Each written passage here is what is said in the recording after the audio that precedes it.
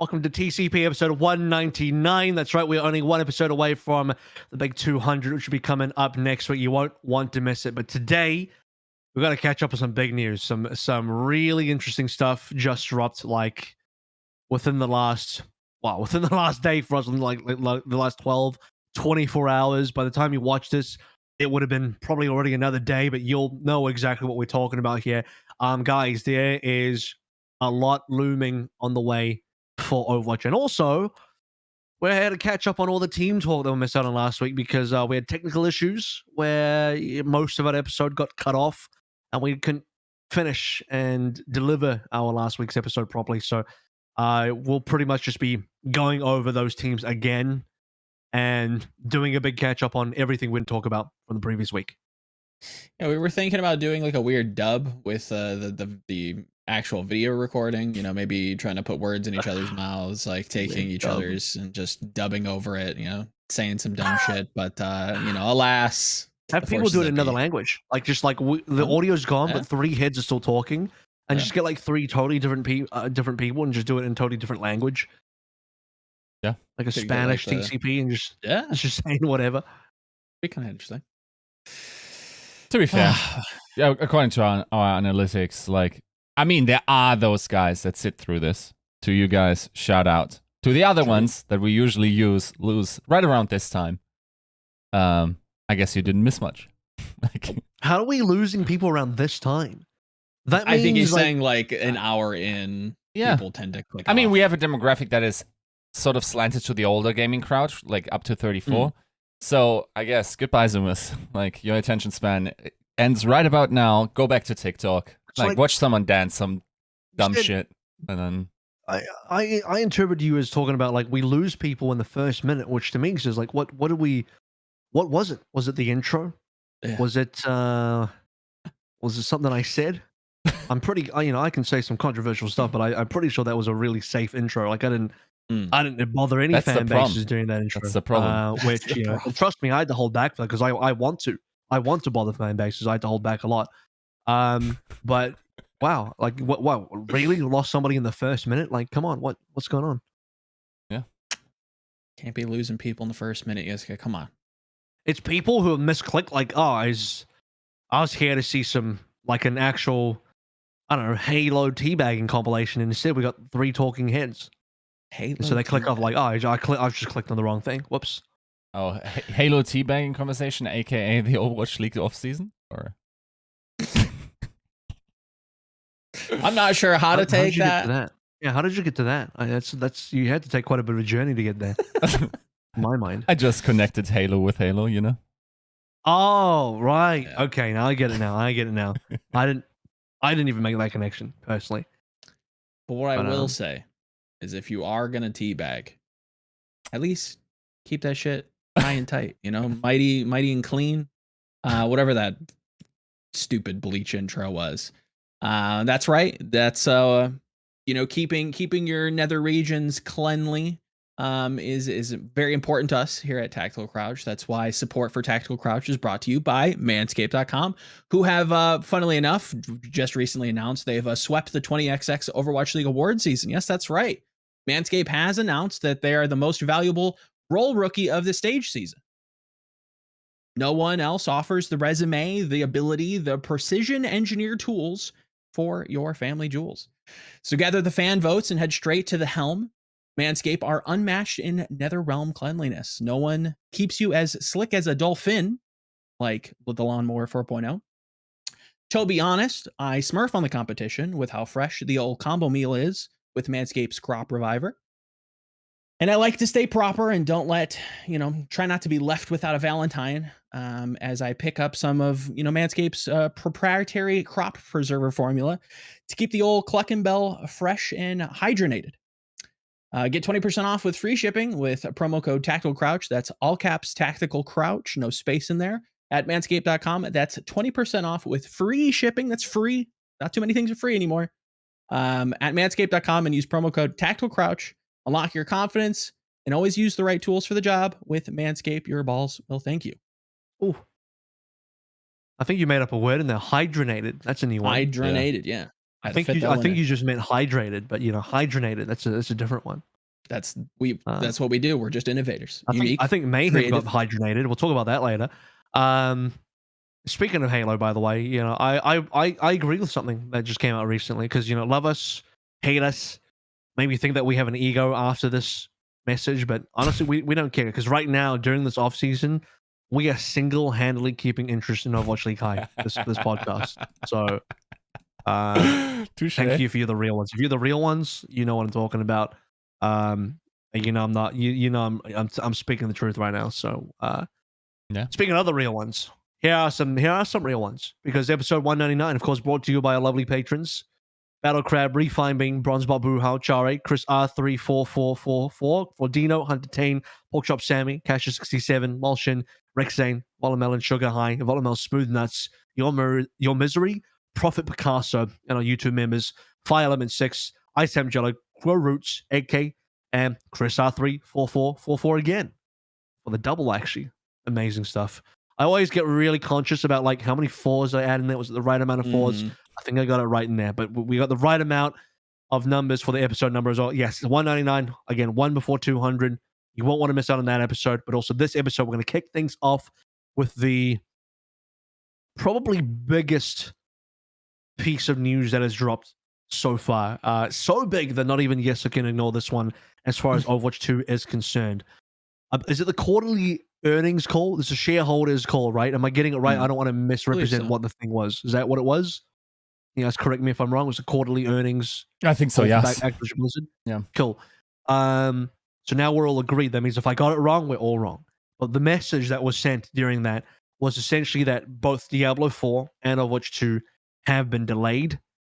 And that delay is, well, there's not been a time frame on it. I'll read to you the exact quote in that slide, this report. While we are still planning to deliver a substantial amount of content from Blizzard next year, which is 2022, we are now planning for a later launch for Overwatch 2 and Diablo 4 than originally envisaged. Now, what does that mean? How far into the future is that? It sounds like it'll be 2023 because Blizzard just in this particular report said they still plan to deliver content for next year. They say a substantial amount of content. I'm not too sure. Like, is that in a different game? Is that, I don't know. I can't imagine it's really talking about Overwatch 1 unless we're just talking about more of the same events. But because they've already talked about delivering content for next year in 2022, and they're saying they're planning a later launch date, you have to imagine it's probably 2023 is what they're getting at for Overwatch 2 Diablo 4. Yeah, and I think Jason Schreier already sort of said that that is going to be the case. Of course, for those that don't know, Jason Schreier is like one of the biggest investigative journalists in the gaming sphere. So usually what he says definitely like has high credibility. Also to weigh in a little bit, I personally also believe that to be true. And to be honest, like the writing of this was so highly on the wall that even without inside information, I think like if someone sensibly reads the flow of information that was going out, one could have inferred as much already with the delay of BlizzCon line, with really not much being known. Not like you would try to maybe get the marketing rollout going, like tease a couple of other heroes.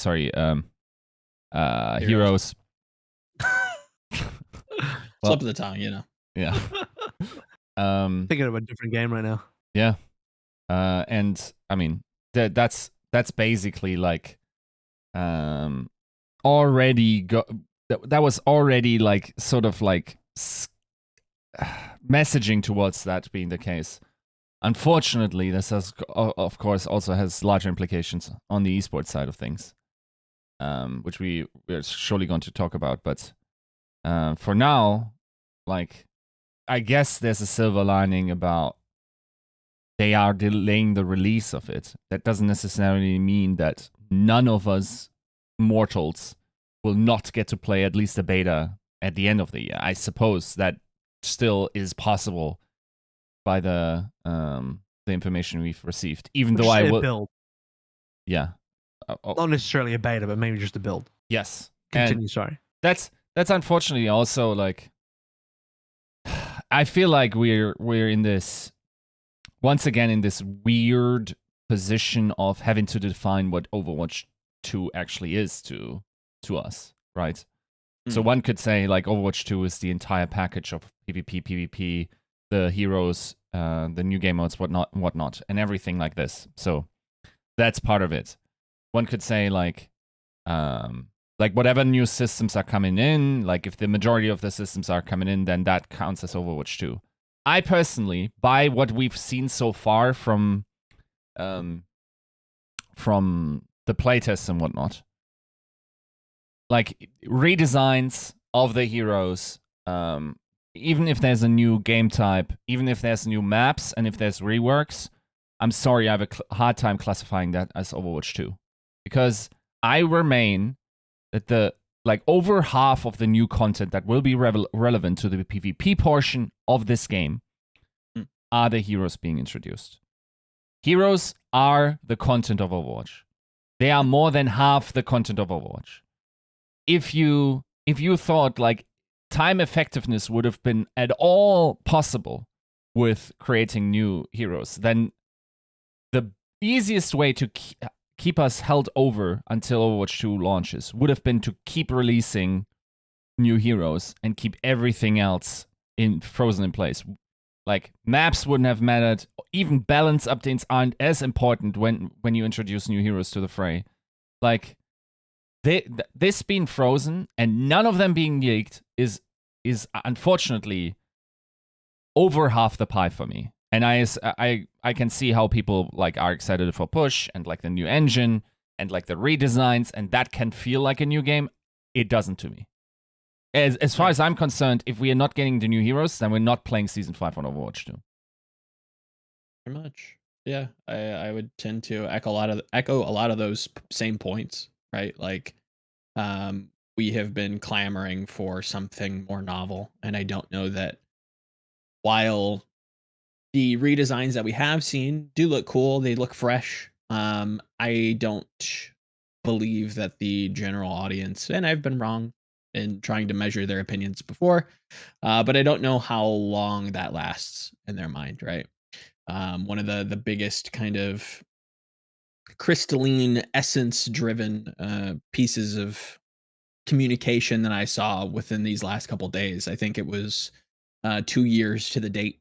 I think yesterday that Overwatch 2 was released or announced rather. And you know, somebody on Twitter, I think I saw it trending and I kind of surfed it on Twitter and saw that somebody was like, yeah, 2 years ago, Overwatch 2 was announced. And I was really excited, but past that point, like I've kind of just checked out, like all the hype's died down. Like, what do I have to be excited about?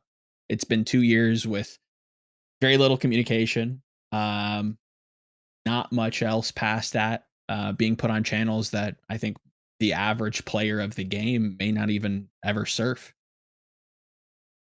It's not good. I wasn't surprised. If anything, I was a little bit more disappointed that Diablo 4 wasn't, coming out this year. Yeah. It's to that point. We haven't heard anything about that game either. I don't know why you would have any expectation that it would come out this year or even next year. It's definitely not. There was no hopes. Don't even have Diablo Immortal out yet, and that game's been in development for like 4 years now. And by the way, like to be fair, like that game is not a small undertaking. I have played Diablo Immortal, and it's like the scope of the game is actually much bigger than you thought. If most people are just like, oh yeah, it's just mobile Diablo. It's actually like a full MMO on mobile, pretty much. But not here to talk too much about Diablo. The point of me bringing that up is that like even that game, which has been in development for I would say a long time now, if that hasn't been launched, there's no way Diablo 4 is coming out. Like, can you imagine if Diablo Immortal came out after Diablo 4? It just wouldn't. That can't be possible. Makes sense. But no one's surprised that Overwatch 2 has been delayed again. I think everyone was hopeful that it would come out next year. Everyone was after the initial reports of obviously we're going to be playing Overwatch League from April on Overwatch 2, and then the rumor, or at least the expectation, would be that okay, well maybe Overwatch 2 would then release mid-year, maybe third quarter next year kind of deal. This basically just says it'll be next year instead. And next year, by the way, could be anything. It could be January, it could be December, right? Who really knows? And if it's December, when I say next year, I mean 2023. So next year, right now is 2022. So the year after. If it was at the end of the year, it'd almost feel like another year on top of that, right? It'd almost feel even further along. So I guess like looking at this now, especially speaking to what Yiska was saying as well, in that when we play Overwatch 2 and it's Overwatch League playing on that game, it's not really Overwatch 2 yet, which is like true and also false at the same time. It's true in the sense that like I think the real Overwatch 2 game is the sum of its parts of having all the features at the same time. When you get everything together, that's Overwatch 2. You get the PvP, PvE as well. I get all the changes, the new content, the new maps, the new game modes, the new heroes, blah, blah, blah, the improved engine, and whatever changes they want to make to the game. When that is all put together at the same time and that releases as one single product, you're like, okay, well, there's Overwatch 2. Now that feels like an actual Overwatch 2, an actual sequel to me, at least in my opinion. Playing something that's only half of that or less when it's just a PvP is... I can see where Yiska's coming from. It does feel like a bit of an Overwatch 1.5 in a way, because you're moving towards an Overwatch 2, but it's so still close to Overwatch 1 in many respects that you haven't really moved on, but you've moved on significantly enough that there's going to be negative impact, because now you get into the space where what the hell do players do? Like, are they supposed to scrim, play ranked on Overwatch 1 after scrims on Overwatch 2? Just stuff like that. It just gets really weird. Especially if you're a tank player, like it's just, you can't even play. At least if you're a DPS and support, maybe you can play ranked on Overwatch 1 and it still kind of matters. If you're a tank, it's just like a totally different game. So, yeah, that'd be kind of wild. I don't know. How do we solve this now? Can we come up like with a solution that's the least offensive in terms of like making this work for as many people as possible? Because I don't think there's a winning strategy here. I think we're out of wins. The reason that there's no winning strategy is because different parties have different goals right now. Because you have a situation where the goal of Team 4 and Blizzard is that they want to take a bit more time to develop the game, which is fair enough. I think, like, I don't fault them for that, because I look at that and say, yeah, it probably isn't ready. I mean, just look at the grand finals footage and the show matches they had there. Yeah. And apparently that build wasn't too far off from their internal build, which is crazy because there wasn't anywhere near enough content in that build, if that's true. So that means they're really far behind. And, when I was thinking about that in my own head, I was like, dude, they're going to need a lot more time. I don't know if this is going to be ready in time, because there's so much work for them to still do on the PvP side of things to get it all ready. Like, there's a lot of reworks that we're missing. Like, they had so many reworks that were not in the game, not in that build. So we don't even know how far ahead they really are of that build. It doesn't sound like it's too much further ahead. I guess the point is like, I think we all knew that the game had a real risk of coming out. If it was going to be released next year around third quarter, there's a real risk that the game would have been released prematurely. It would have been half-baked, and that would be a poor game. I don't think people would want to... That would be a game that, if you're trying to reintroduce people back in the franchise, yikes, that might not be the right game. That might turn people away instead. So I'm almost like okay with them delaying, but there are some negative impacts to that as well. This doesn't feel like a lot of wins. Yeah. I mean, at this point, like, the problem is there are very many hooks for Blizzard and like parties to please. You have the problem of like wanting to please the customer base of this game is of course the primary concern, but like Overwatch League interests are not trivial or rather unimportant to the success of this they're not aligned, this company. And I mean, like, just looking at their stock prices, I think like it's accurately reflecting just how bad of a position they are in. Like they're 25% down over the next 6 months, just from like yesterday, because confidence is so low. Confidence now is lower than when the reporting around the sexual misconduct around Blizzard happened. Significantly lower, right? This news is horrible for this company, right? Now, also looking like so what are the interests that Blizzard has to care for, right? They have to produce a great game in order to get people to buy into that, whatever that monetization model might be down the line. They have to make good on contracts with Overwatch League teams, which, again, like I haven't seen those, but I assume had something in there about like novelty requirements or like Overwatch 2, maybe even precisely for the expansion franchises, not sure. So they got to satisfy those needs. They got to satisfy the viewership in terms of like introducing novelty there. We've just about squeezed everything like low effort in terms of novelty out of this game with the most inane systems like hero pools in order to make this feel sort of fresh, right? We can only find so much novelty, or like let's say Zuma requirement novelty in balance changes as is possible. Even the teams and how they have moved metas and how diverse they've played has not significantly increased viewership if you were to subtract the success of the co-streams as well as the token drops, right? So in terms of that, we've squeezed that fruit so hard. There's like we're touching fingers at this point, right? So we gotta have novelty from this.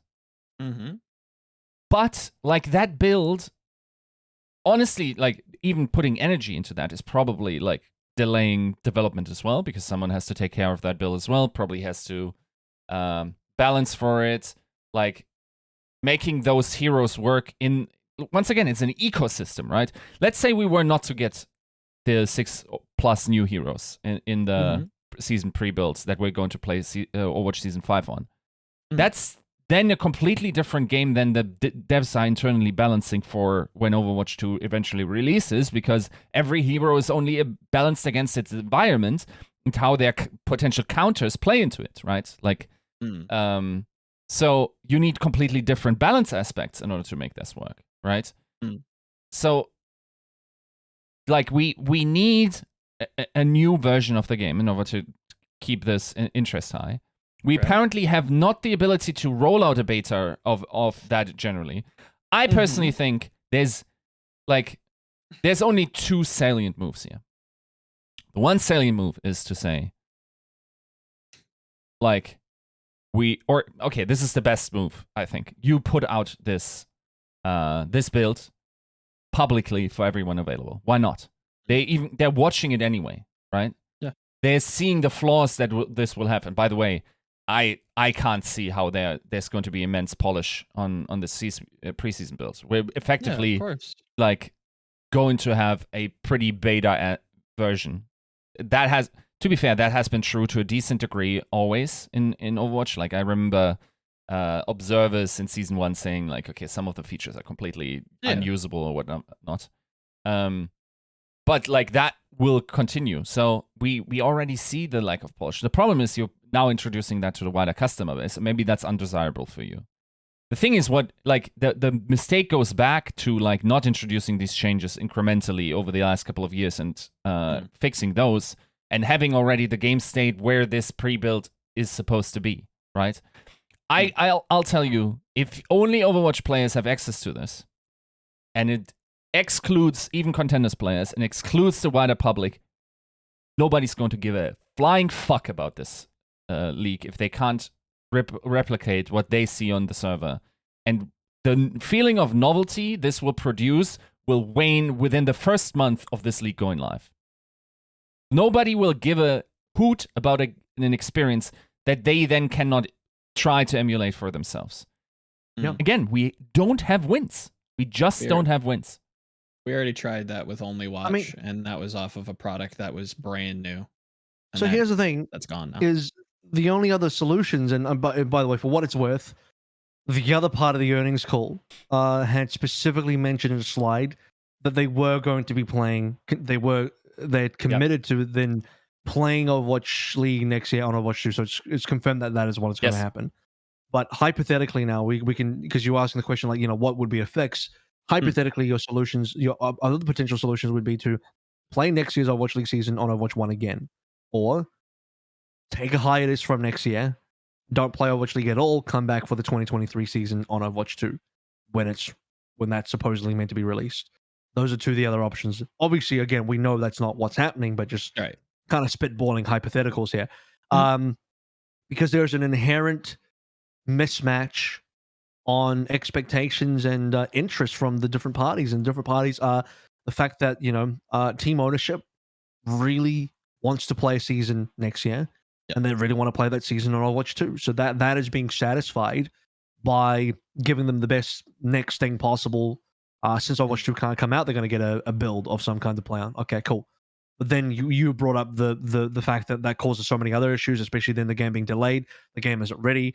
And there's a conflict there in terms of, even if you could give people a build, you're saying, okay, can we drop a build publicly, or even as like a closed beta, quote unquote, where you can have to, maybe a certain number of people can get on into it, but outside the Overwatch League, we're talking about giving people outside the Overwatch League access to whatever that Overwatch League build is, correct?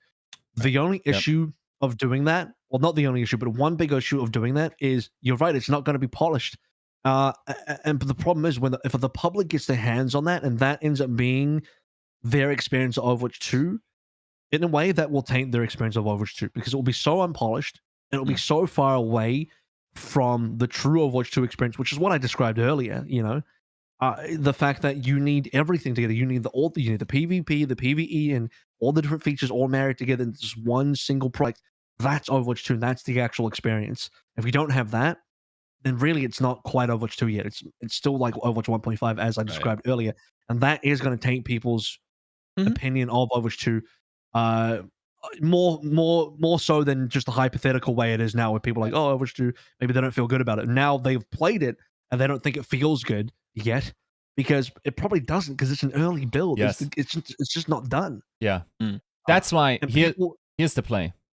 You ready? You let Overwatch 1 run.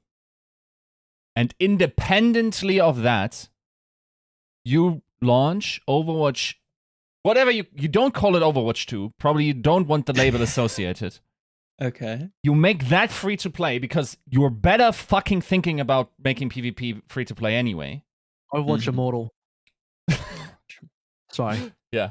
Anyway. And you have that client for people to interact with that. You have a polished experience with Overwatch 1. Everyone understands that this other client is not necessarily affiliated with Overwatch 2.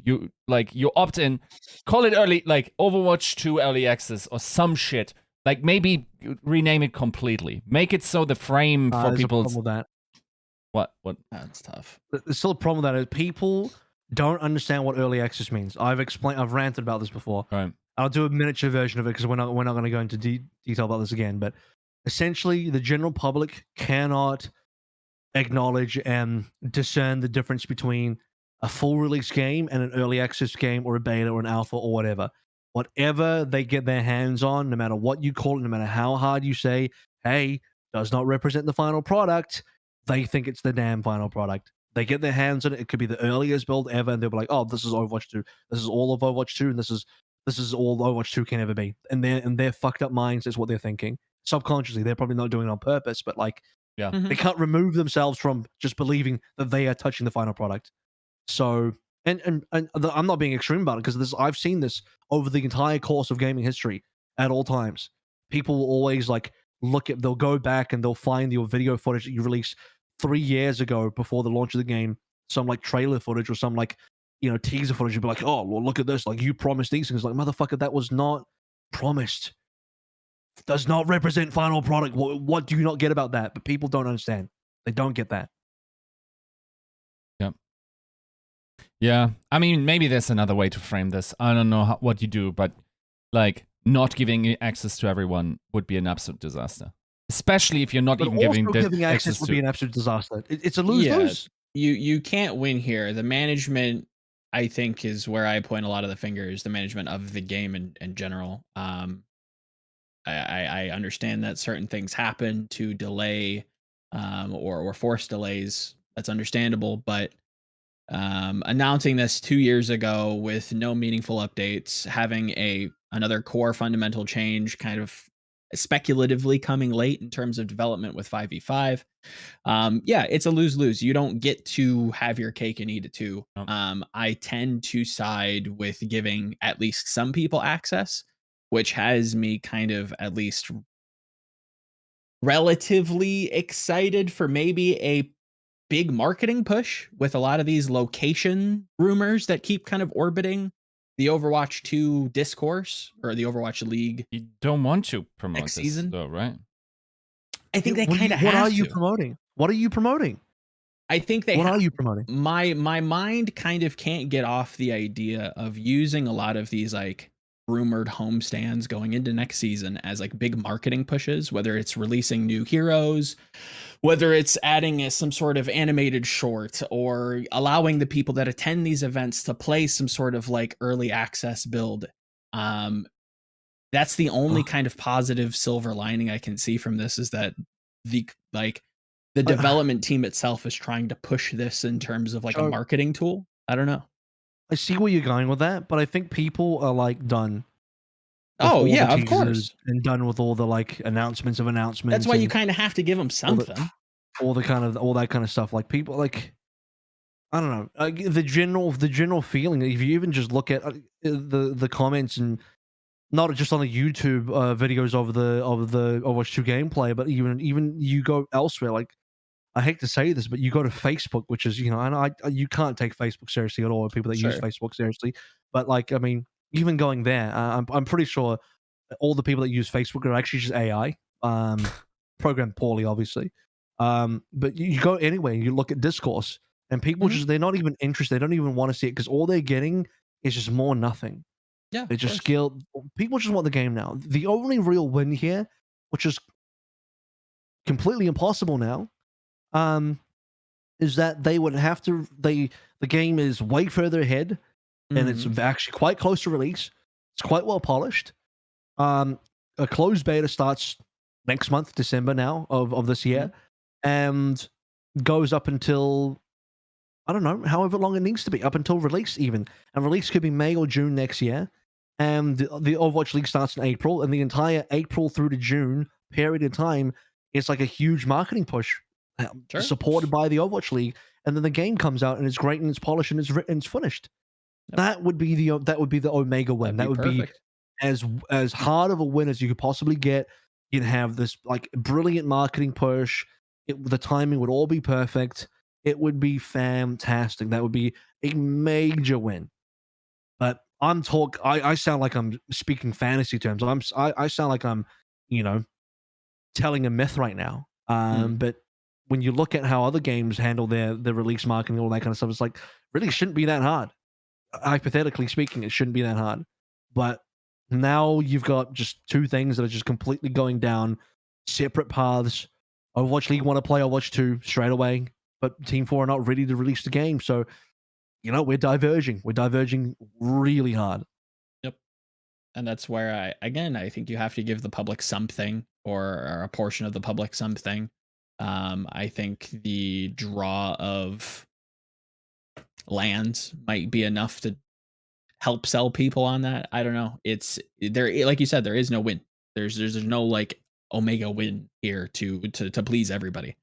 I'd love to see like a little booth from Activision Blizzard at maybe some of these rumored events. I have one thing left. And yeah, I have one possible win left. Okay. It's a very minor win. This is what we call small victories. And the only small victory I have left is Overwatch 2, Overwatch League starts Overwatch 2 April, blah blah blah, same as usual. And on top of that, it's a combined marketing campaign with the beta access into Overwatch 2. Maybe it's the same build that the Overwatch League players are on, except this build is actually good. This build is actually amazing. Right? It would have. That's it. Yeah. That's all I got. My small victory is you'd have to have an actual amazing build, so that if people play it, they can actually be like, all right, this is actually kind of good. Because if it's not that, then it's what I said earlier, which is like, oh, Overwatch 2 is going to be garbage. Whatever I'm playing right now, even though it's early access, I think it's the final product because I'm dumb and it's garbage. So this is what the Overwatch 2 is. And that's just how people are going to operate. So that's why it's dangerous to give somebody access to something that's just not ready. So to get a win, you got to give give people access to a beta that is quote unquote ready. But that's asking a lot of Team 4 to have that ready by next year. That's also like the play that you do if you actually have a client that, let's say, like just like the 5v5 portion and just PvP, just that portion that the Overwatch League will be playing on this pre-patch. Make that version, the access to that version, a drop from the streams. Instant win. Well, it's still gonna be good. I don't want to wait for a drop that's gonna be just like a crap thing to play. Yeah, just a bunch of rubbish. Like I think you underestimate hunter and gatherers. Yes, agreed. Like people will want to chase after it. It's going to be a chase, object. But once you get it, and it then, still has to if have it's some bad, content. people will get it and realize it's a bunch of shit, and then you end up with pie on your face. Then agreed, but we can't just shoot every idea down because it's not a win, right? Like not for long. You have to do something. Yeah, like doing nothing is also a loss. This would instantly like boost viewership, which is one of the metrics that you're looking to improve on. Sure, it's not like a clean way to do so. Sure, like your marketing department might not love you for that, but yeah, I think that's still a possible. Like, it would have been better if the Overwatch League was airing during a time when an actual Overwatch 2 beta key would have made sense. Let's say, like, April season start, we're playing through September. The entire time you can, like, gain beta key access, and it actually is fairly rare, so people would have to keep watching throughout it. And then in October, Overwatch 2 beta releases. Everyone like who wanted to has access by watching the Overwatch League, and then like that's shameless farming, but it would have worked, and it's not necessarily much more shameless than what Riot did with Valorant, right? So I expect that should happen. That's exactly what you should be doing. You should be basically copying exactly where Riot have been with all that kind of stuff. 100%. But I just just whatever ends up going to the hands of the public just needs to be a good product. Which, as I said, is probably asking for too much, because if Team 4 were far along enough to offer that good enough product, then they probably wouldn't have to delay Overwatch 2 at all. The thing is, so what does that mean for the broadcast if it's not a good product? Okay, so let me define good product here, because there's different, depending on what angle you look at it, it's not quite the same. When I say good product, I mean good for the public, which is different from good for like a professional league, right? Because if you're talking about professional league, as long as the game plays fine and people can do the Overwatch things in game and it's competitive, and people can scrim and compete and all that kind of stuff, as long as it's not broken and unbalanced, like to hell, whatever, it'll work. When I say good for the public, it needs to be good in the sense that, like, I can play this, and I can want to play this, and I can choose to play this and be incentivized to play this game over other games that exist on the market, which include, other FPS games like Valorant, and here's the big one that you need to be able to incentivize people to change over from is Overwatch 1. Playing this new Overwatch 2, because here's the problem is, no matter, even if you think it's reasonable that people shouldn't compare, they fucking will. What they're going to do is they'll get their hands on this Overwatch 2 quote-unquote beta that'll drop via the whatever drop system during the Overwatch League season. They'll play this thing, and if it isn't good enough to take them away from Overwatch 1, the question that has to come to mind is, why play this beta instead of Overwatch 1? Why? I'll just go back to Overwatch 1 straight away. Yeah. Right? So when I say good for the public, I'm talking about a different thing here. It's a different metric. Right. So, okay, we talked about like the biggest wins and whatever. What do you think will happen? How will this actually, like, what is your most likely scenario how this all will work with, like, who gets to play this game? Like, is the players, like Super, for instance, talking about like being in this bad position where you have to stream Overwatch 1 because you want to be a content creator, but have to stream on Overwatch 2? Like, how is this going to work out? Like, what do you guys think is reasonable to expect for how all of this is going to go? Yeah, I think Super, I'm not too far off from what it sounds like Super saying, where there's probably going to have to be a mix of both for content creators, and probably pro players as well, for the longest time. I think that a client for the Overwatch League is probably on its way soon. Obviously, with the rumored start of spring to April in that area, I think it's safe to assume by the end of the year they should have the ability to play on it. Whether that means accounts that they can share among people or just for their team, it's difficult to say. I think the home stands that are rumored will probably tie in with some kind of like drip feed with hero announcements, if I had to guess. Whether that means like reworks or just new heroes being added to the game. I see them using the stage that they've built to try to market the hell out of this game. I think that's the most likely. If they don't have the reworks done by the time we start playing, I think it's going to be a drip feed. If I'm going to be honest, I think it's going to be like a constant patching, like a hero. So that means one of two things here, Joe. That means either you're going to be playing an Overwatch 2 client and build where certain heroes like Sigma still have not been reworked, you're just playing Overwatch 1 Sigma. Or pretty much if Sigma, I'm just using Sigma as an example here. If Sigma isn't reworked yet, it's just removed from the roster entirely, and you can't even play him. It's possible. Again, what's most likely? I think that's possible. Well, here's a problem. There's now I got a problem with that because now that is no longer in my eyes good or playable at a competitive level. I just try to make a distinction between what is good, quote unquote, for a professional level, what is good for public. If that's the case, this is not even, forget about the public. This is not even good for a professional level anymore. Yeah, like removing the hero entirely, I think, is a little much. But I don't know that every rework will be in. I don't know that every hero will be in by April. It has to be. I'm saying it has to be. I don't know. I'm saying it's got to be. If it's not, there's problems. Because now you have less content than Overwatch 1. No, you got less fucking content. Because if you're disabling heroes because their reworks aren't done, or you're just playing Overwatch 1 heroes with no reworks on that are not balanced. And I'm targeting tanks here. Let's forget about some of the DPSs in sports for now. I'm targeting tanks now. Right? If a Sigma type hero, if another tank hero is simply not available or it's not been reworked, so it's still in its Overwatch 1 version, which is not suitable for a solo tanking environment, you are literally playing with less content than Overwatch 1. Yeah, I mean, you're preaching to the choir. The question was, what's the most likely circumstance? The fact that this game's been delayed again. I can't. And what is the most likely in your eyes? Fuck me. If that's gonna happen, I'd rather just play Overwatch 1 next year. Have the Overwatch League be back on Overwatch 1 next year. I don't hate that either. So most likely scenario for me is that the build is good to go. They have a build that meets a minimum requirement. At least in my eyes, maybe my standard is different for competitive play. And beyond that, probably the public won't get to touch that build for most of the season. Maybe halfway through the season, maybe towards the end of the season. Could be a drip feed towards the public slowly, maybe towards even tier 2 contenders.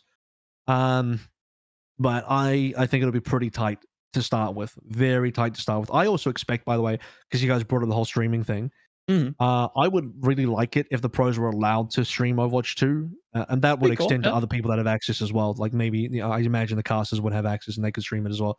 And selfishly, I would want to do that, but and obviously get rolled by the pro players as they're the only ones I can play against. But they need to be able to play against other people, and I can imagine that if you're an Overwatch 2 pro, you don't really want to go back to Overwatch 1 in practice. You would rather play in-house lobbies. Of course. So what you could actually stream is after your scrims, you can have some pugs going. I know this sounds really silly in a way. We're like, oh yeah, like pugs, that sounds great. But like, what else is there? Like, you want to keep practicing Overwatch 2? You want to keep practicing after scrims? You want to keep playing the game?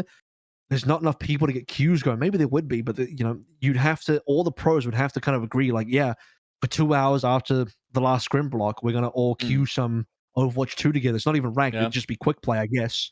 And then you'd all just play some in-houses with other Overwatch 2 pros. And to be fair, on some level, that doesn't sound too bad. Like you're playing against like very good other players.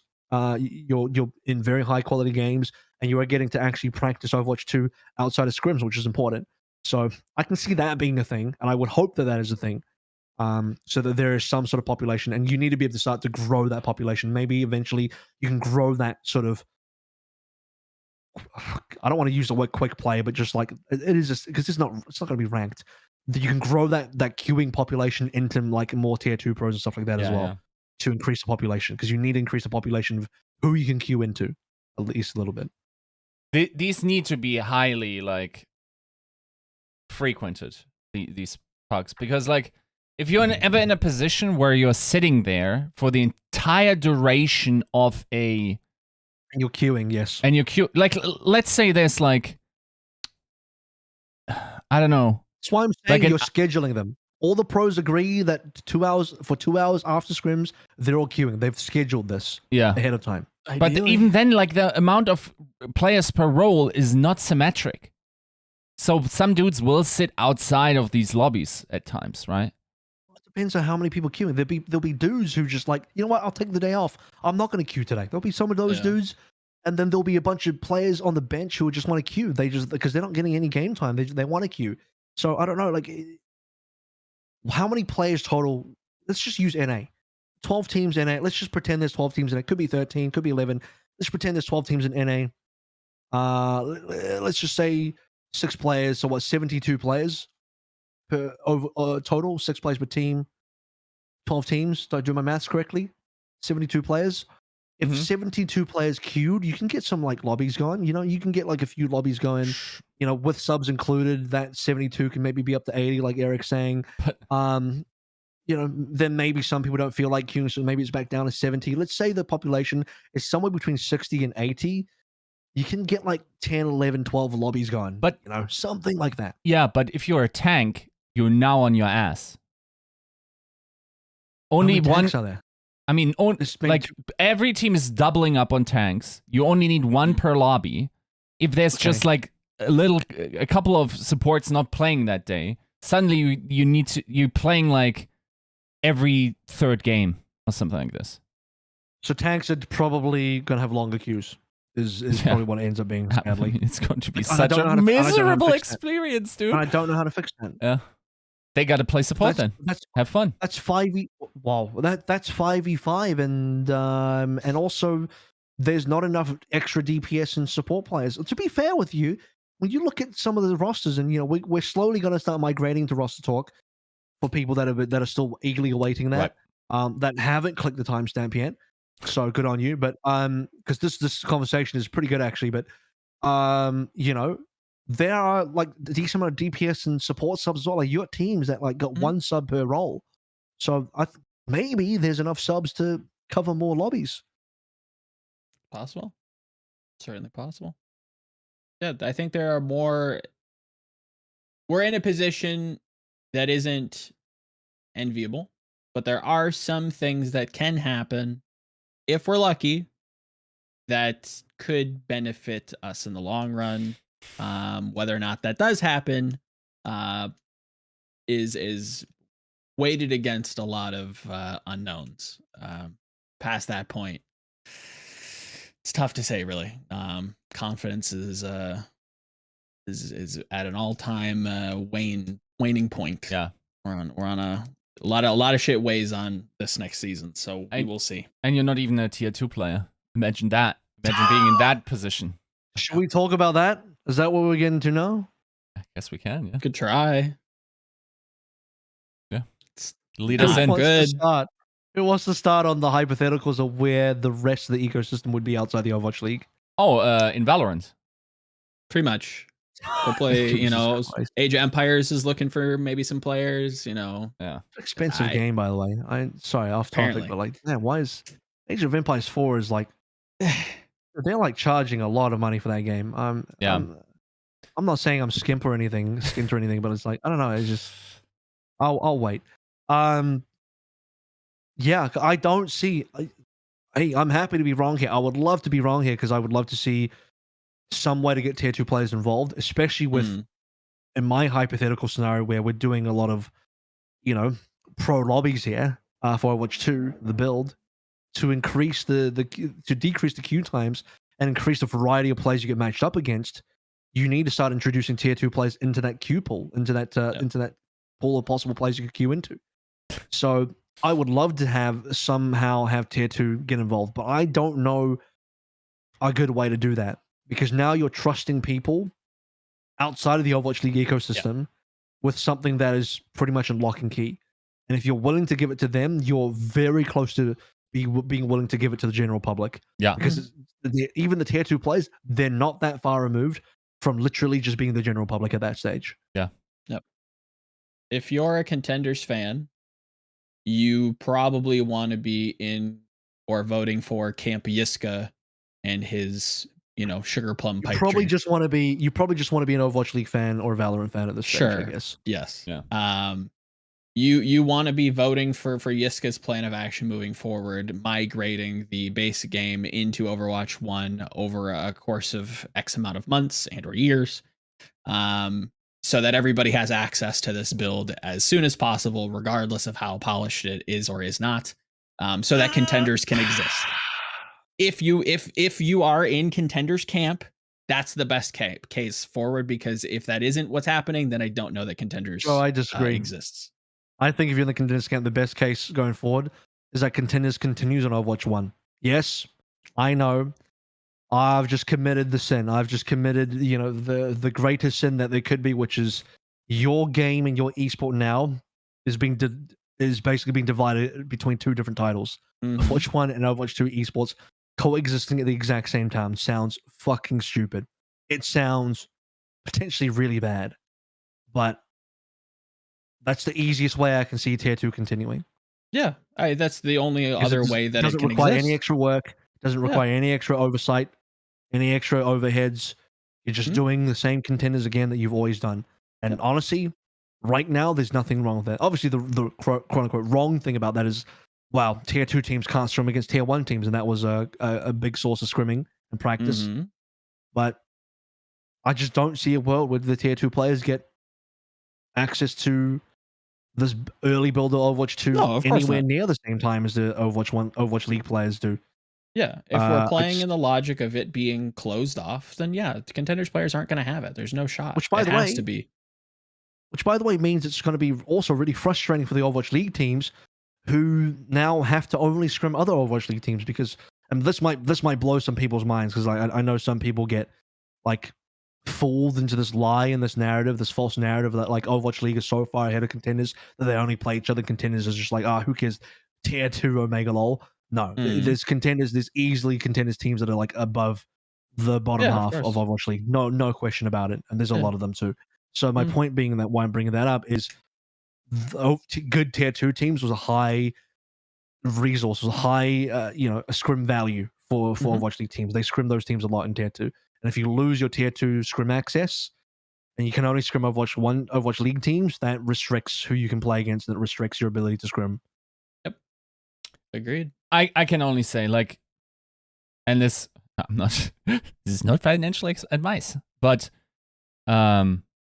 if you're in a position in Overwatch generally, especially as a tier 2 person, I don't see or know of any knowledge that would make me bullish on this scenario, where if I'm sitting outside of Overwatch League right now and grinding towards tier 2, I don't have an argument for you why you should keep around. Towards tier 1, you mean? Yes, towards tier 1. If you didn't make it this year, even if you're underage, you're probably very talented.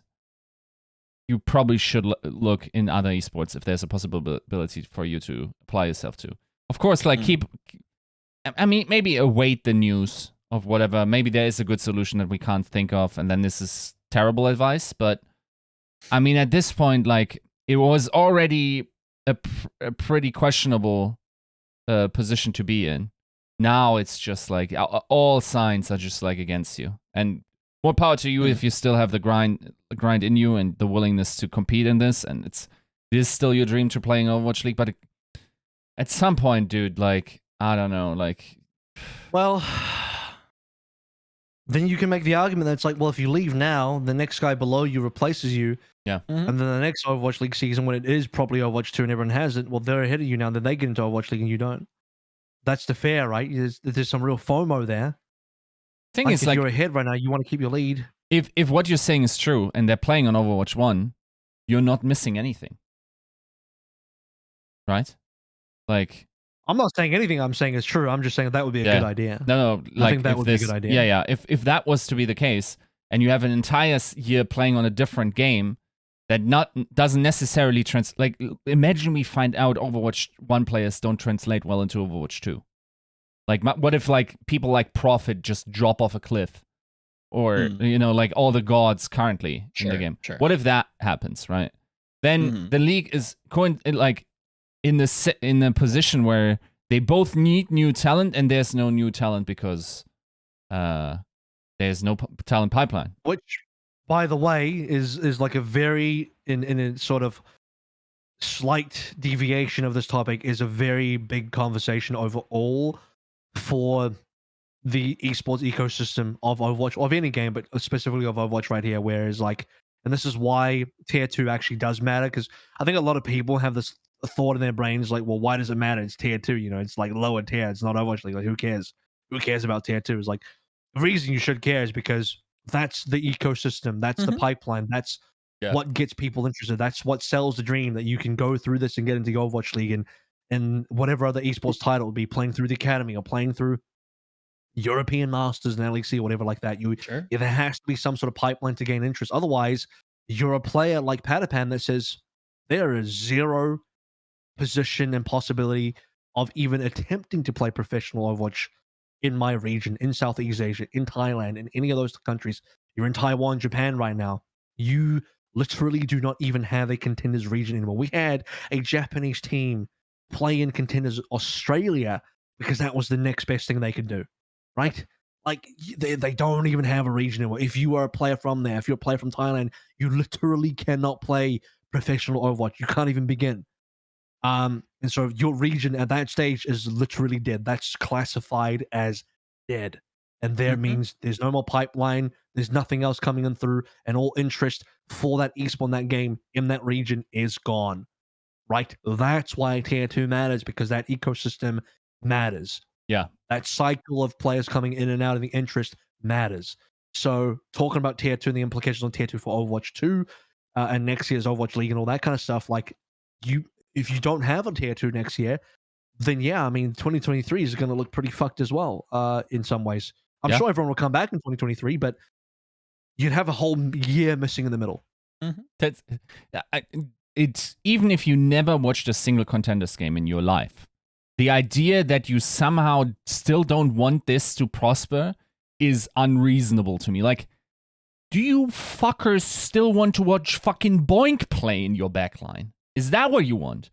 Basically, everyone that has been around since like pre-Overwatch league times has been replaced by this point.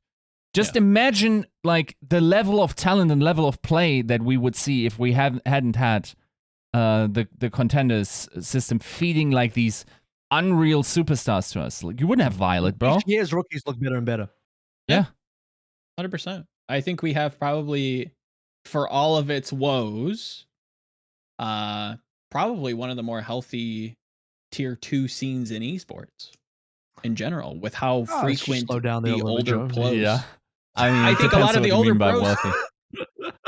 No, not wealthy, healthy. Healthy. Even sorry, I meant exactly. Healthy. Again, it's a shambling corpse of a former, whatever shell, but you can't really ignore what you kind of just talked about, where a lot of the old pros are rotating out. Every year, new rookies are coming in that look better than last year, right?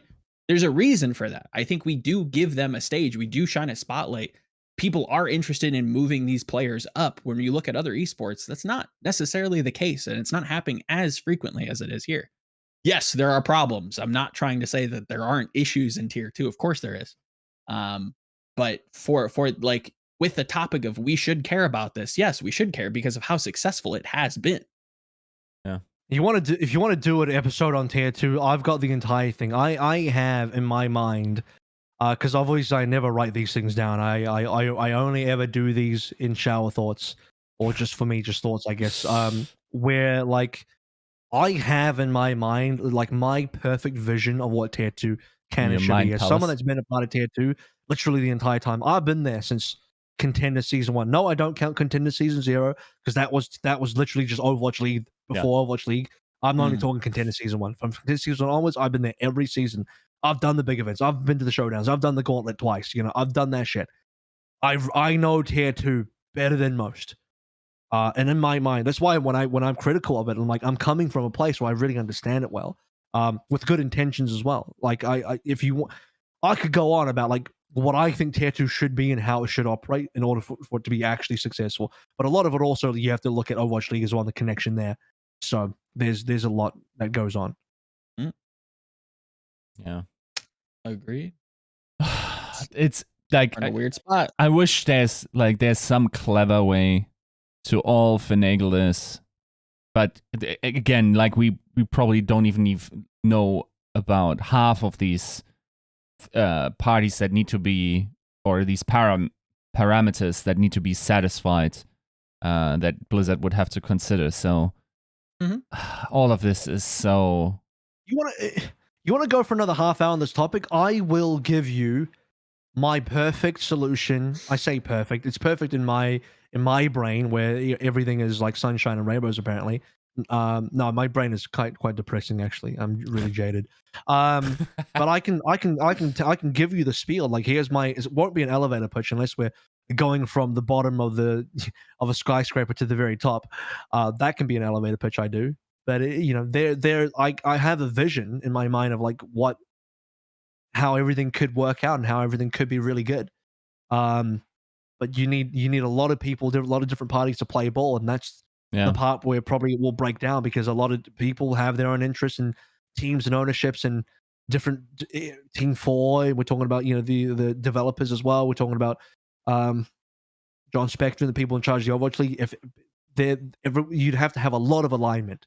There would be you would need a shitload of alignment to make something like really, really good work. Yeah, I mean, we'll see. I guess like this is definitely like the stage of like just like complete frustration with the situation. It's also it always gets worse before it gets a better type of course mood at the moment. So let's see whatever the suggestion is. But once again, like I don't think there will be a satisfying position that will even like hit the needs of like 50% of whoever is participating in the esports crowd. The better you're talking about, it's worse before it's better. The better you're talking about is when Overwatch 2 finally releases. Problem is, it's always so far away that it feels like it's never happening. Because it's at this stage, it's been in development, it's been delayed for so damn long. Whenever you get slightly closer, it actually feels like Blizzard are shifting the goalposts every single year of Overwatch 2 in its release. So the better you're talking about is somewhere in the horizon, but the horizon keeps on moving and you can't catch up to it. Isn't it like, didn't we get the first footage of in the playable version of Overwatch 2 in 2019? BlizzCon 2019. 2 years ago, yes. And then 2 years ago yesterday. Right. And then 2020 BlizzCon was delayed. Then we had the BlizzCon line in 2021, right? Is that how it went? Yeah, this February. And now we're getting the game in 2023? After it had already been in development, probably starting 2017? Correct. They have said publicly that portion of the team began migrating after the release of Overwatch 1. So, in development, technically. Yeah, that could have been pre-production. Like, you don't want to say like, oh, people got to work straight away. Like, sure. In 2017, 2018, that could have just been like a small group of guys theory crafting in pre-production the game, which is a smaller deal. But I'm not going to try and speculate too hard. For sure. The point is, you're right. It's been in development for a fucking long time. Yep. Yeah. Oh well.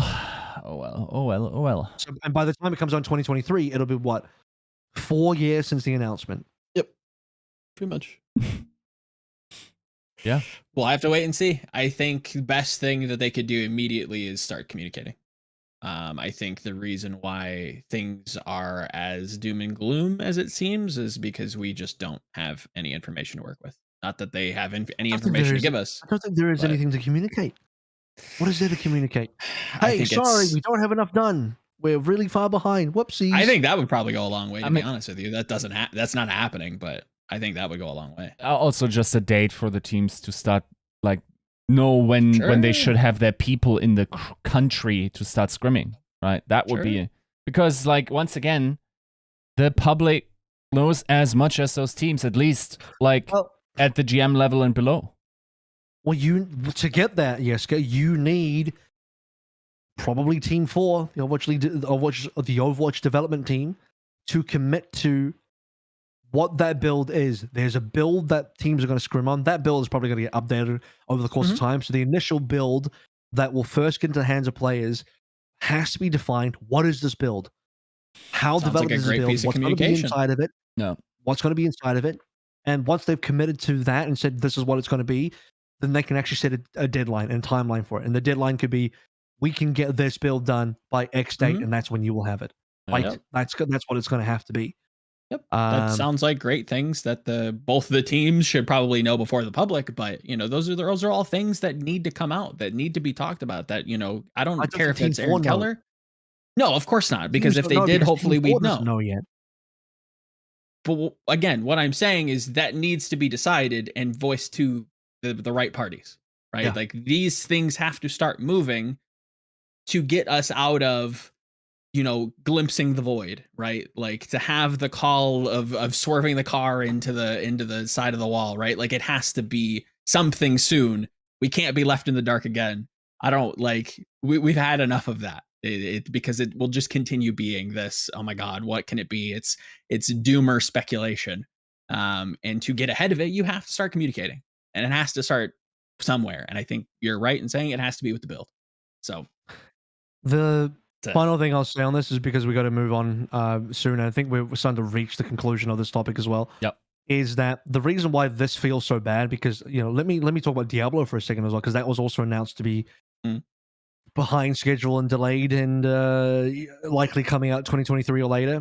And while people be like, oh, that's a bit sad, I don't think there's as much, or there's not even nearly as much like upsetness. That's not a real word, but there's not enough like people are not nearly as upset about it. And that's the reason. Is I think for the most part, when you look at Blizzard history and their release cycles, how long was the gap between StarCraft 2? Fucking long. Diablo 2, Diablo 3, really fucking long, right? It's not uncommon for Blizzard to take a long ass time to make a game and finally release it. So while I'm not saying like that's necessarily the right thing to do, or like that's the right way to go, I'm not going to try and pretend I'm a developer and know what all those things are. But what I will say is that like you've never really had this kind of thing. I think most people playing StarCraft were like, we would like StarCraft 2, but we're not upset with this game. And StarCraft 1 didn't have any updates. Zero. I'm literally at one point, this is a true story, StarCraft Brood War, which is StarCraft 1, it reached a point where the game was so balanced that they literally stopped releasing balance updates. And obviously there's no updates. There's no balance updates, there's no updates, just nothing, zero, done. And people happily just play that forever. But that was decades ago. We're in a sort of space now. We're in 2021, where the free-to-play market is the way it is, and not even just the free-to-play market, but the games as a service market has evolved to become a completely different beast. That you can't simply have a game and then you stop development on it, and then the next game comes out 5 years into the future, and people are just like, wow, there it is, finally, boom, we're just happy it's here now. Well, people just go away from your game. They just play the other games as service games, and you just lose your entire play base instead. Because once you've got a games as a service, if that engine ever slows down, people get off the ship. They're off the train. And that's just how games servicing, how games are in 2021, which is why it feels so fucking bad that Overwatch 2 is so delayed, when, in the greater context of things, the amount of time that Team 4 are taking to make Overwatch 2 for a sequel, I mean, a lot of development, a lot of studios, a lot of games take that long. Like shit, I can't wait to play the second Horizon Dawn game.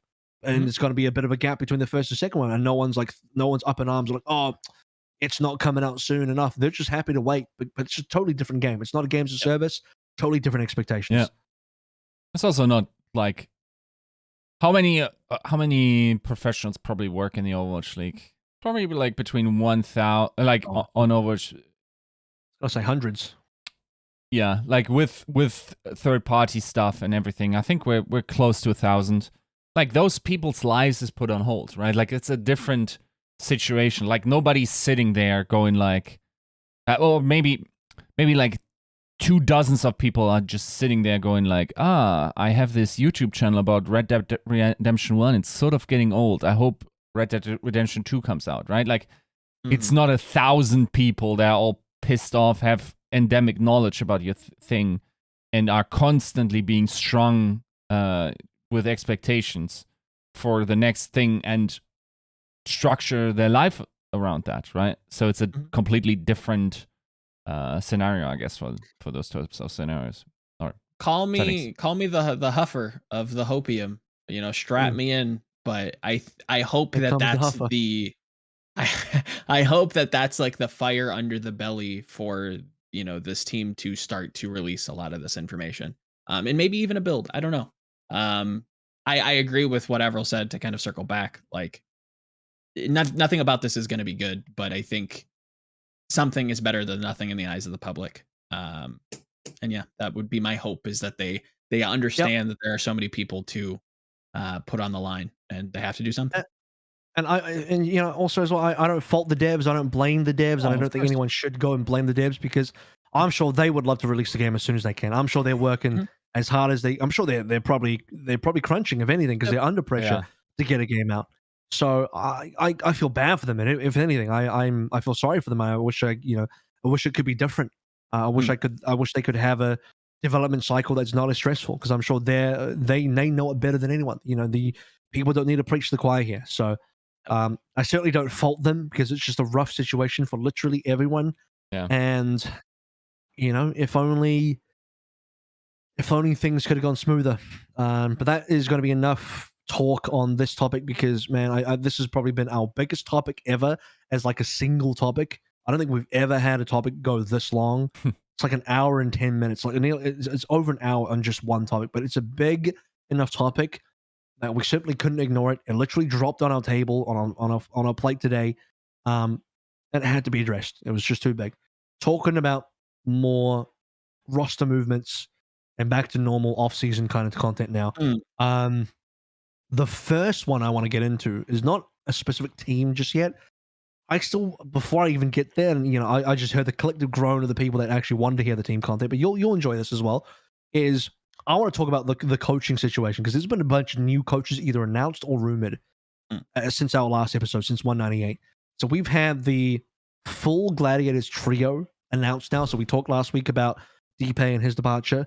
He has not only been replaced in the head coach position, but also Gladiators have added 2 more additional assistant coaches. So now we have Face, who was the previous assistant coach and the only remaining assistant coach from this season, 2021, now being promoted to head coach. He brings along with him 2 big names from the coaching scene. One is Unter, who was on Atlanta Reign and did a lot of work for the Atlanta Reign. And 2 is someone called Smash, who you might not have heard of if you're not really looking into Tier 2 a lot. Smash is someone that I pretty much define as the brains of O2 Blast and their success this year. So a lot of people, they look at O2 Blast and they're like, man, this is a good team. And then they look at Wikipedia and they see O2 Blast in the head coaching position. And look, not going to speak negatively of him, because I don't know fully his role. But what I do know is people regard Smash as being the main strategic coach of that team of O2 Blast, and being the person that really powers O2 Blast and their success, at least from a strategic point of view, which is why he would make a fantastic assistant coach for the LA Gladiators. And beyond that as well, I think he is, to me, potentially the number 1 Tier 2 coaching pickup for an assistant coaching role or higher. Just start there. You're tied to that much success and are, you know, boots on the ground. You have to take notice. I will say it is pretty interesting how different teams are moving in terms of the size of this staff coming in, right? Theoretically, there's an idea where, like, now you're probably expected to have a smaller roster because there's one less player. Theoretically, like, could switch around responsibilities for that. So it's not unreasonable if you had an edge case to maybe downscale stuff. And you, according to Sephi, we're sort of seeing this with the Atlanta Reign, right? So I think I saw a comment from him where he said, like, it's probably just going to be me and Danny while who's on the Glad's coaching stuff right now? It's Face, it's Unter, it's Smash. Isn't there another one? Nope. No? Okay. Just So? Yeah. So 3 people there. I'm wondering where Shock is going with that. I think Washington also has 3 right now. So it's interesting which direction this is all developing. It is also interesting to see that. Am I wrong in thinking like Smash and Unter would sort of be like inhabiting similar spaces, but just probably going to like negotiate between their visions of how Overwatch should be played? Because like in other teams, presumably if you only have 2, then that one person's vision goes, unless the head coach is also like a strong mind for the game, right? Exactly. Well, Face is that. So Face, I would define that most likely, because he was the previous assistant coach. Like, so he was kind of following DP's vision before. Now it's under his, it's under his guidance. It's under his leadership. Right.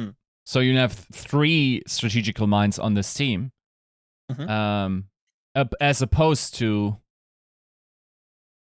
what would be a good example? Because I'm not sure if Atlanta fits, but I guess where like Danny has been described as a brains, not completely discarding like Seffi's game knowledge, but like, it seems to be a much different dynamic from like 3 guys being constant discourse and possibly disagreement, and like constructing a team vision out of that in comparison to just one guy with his like 18-year-old prodigious mind for Overwatch, right? Like, well, Danny is listed as an analyst for the Atlanta Reign, and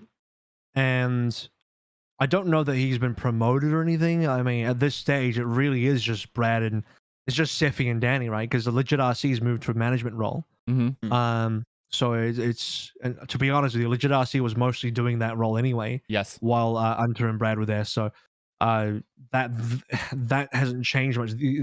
For Atlanta, this is, by the way, I know we started with the Glads discussion. We're going to be moving through Glads into slightly Atlanta territory and eventually into Seoul territory and Mayhem territory here as the coaching. This is going to be a big coaching discussion. But yeah, I mean, Atlanta have just downsized, not replaced Unter, and it's just Seffi and Danny now.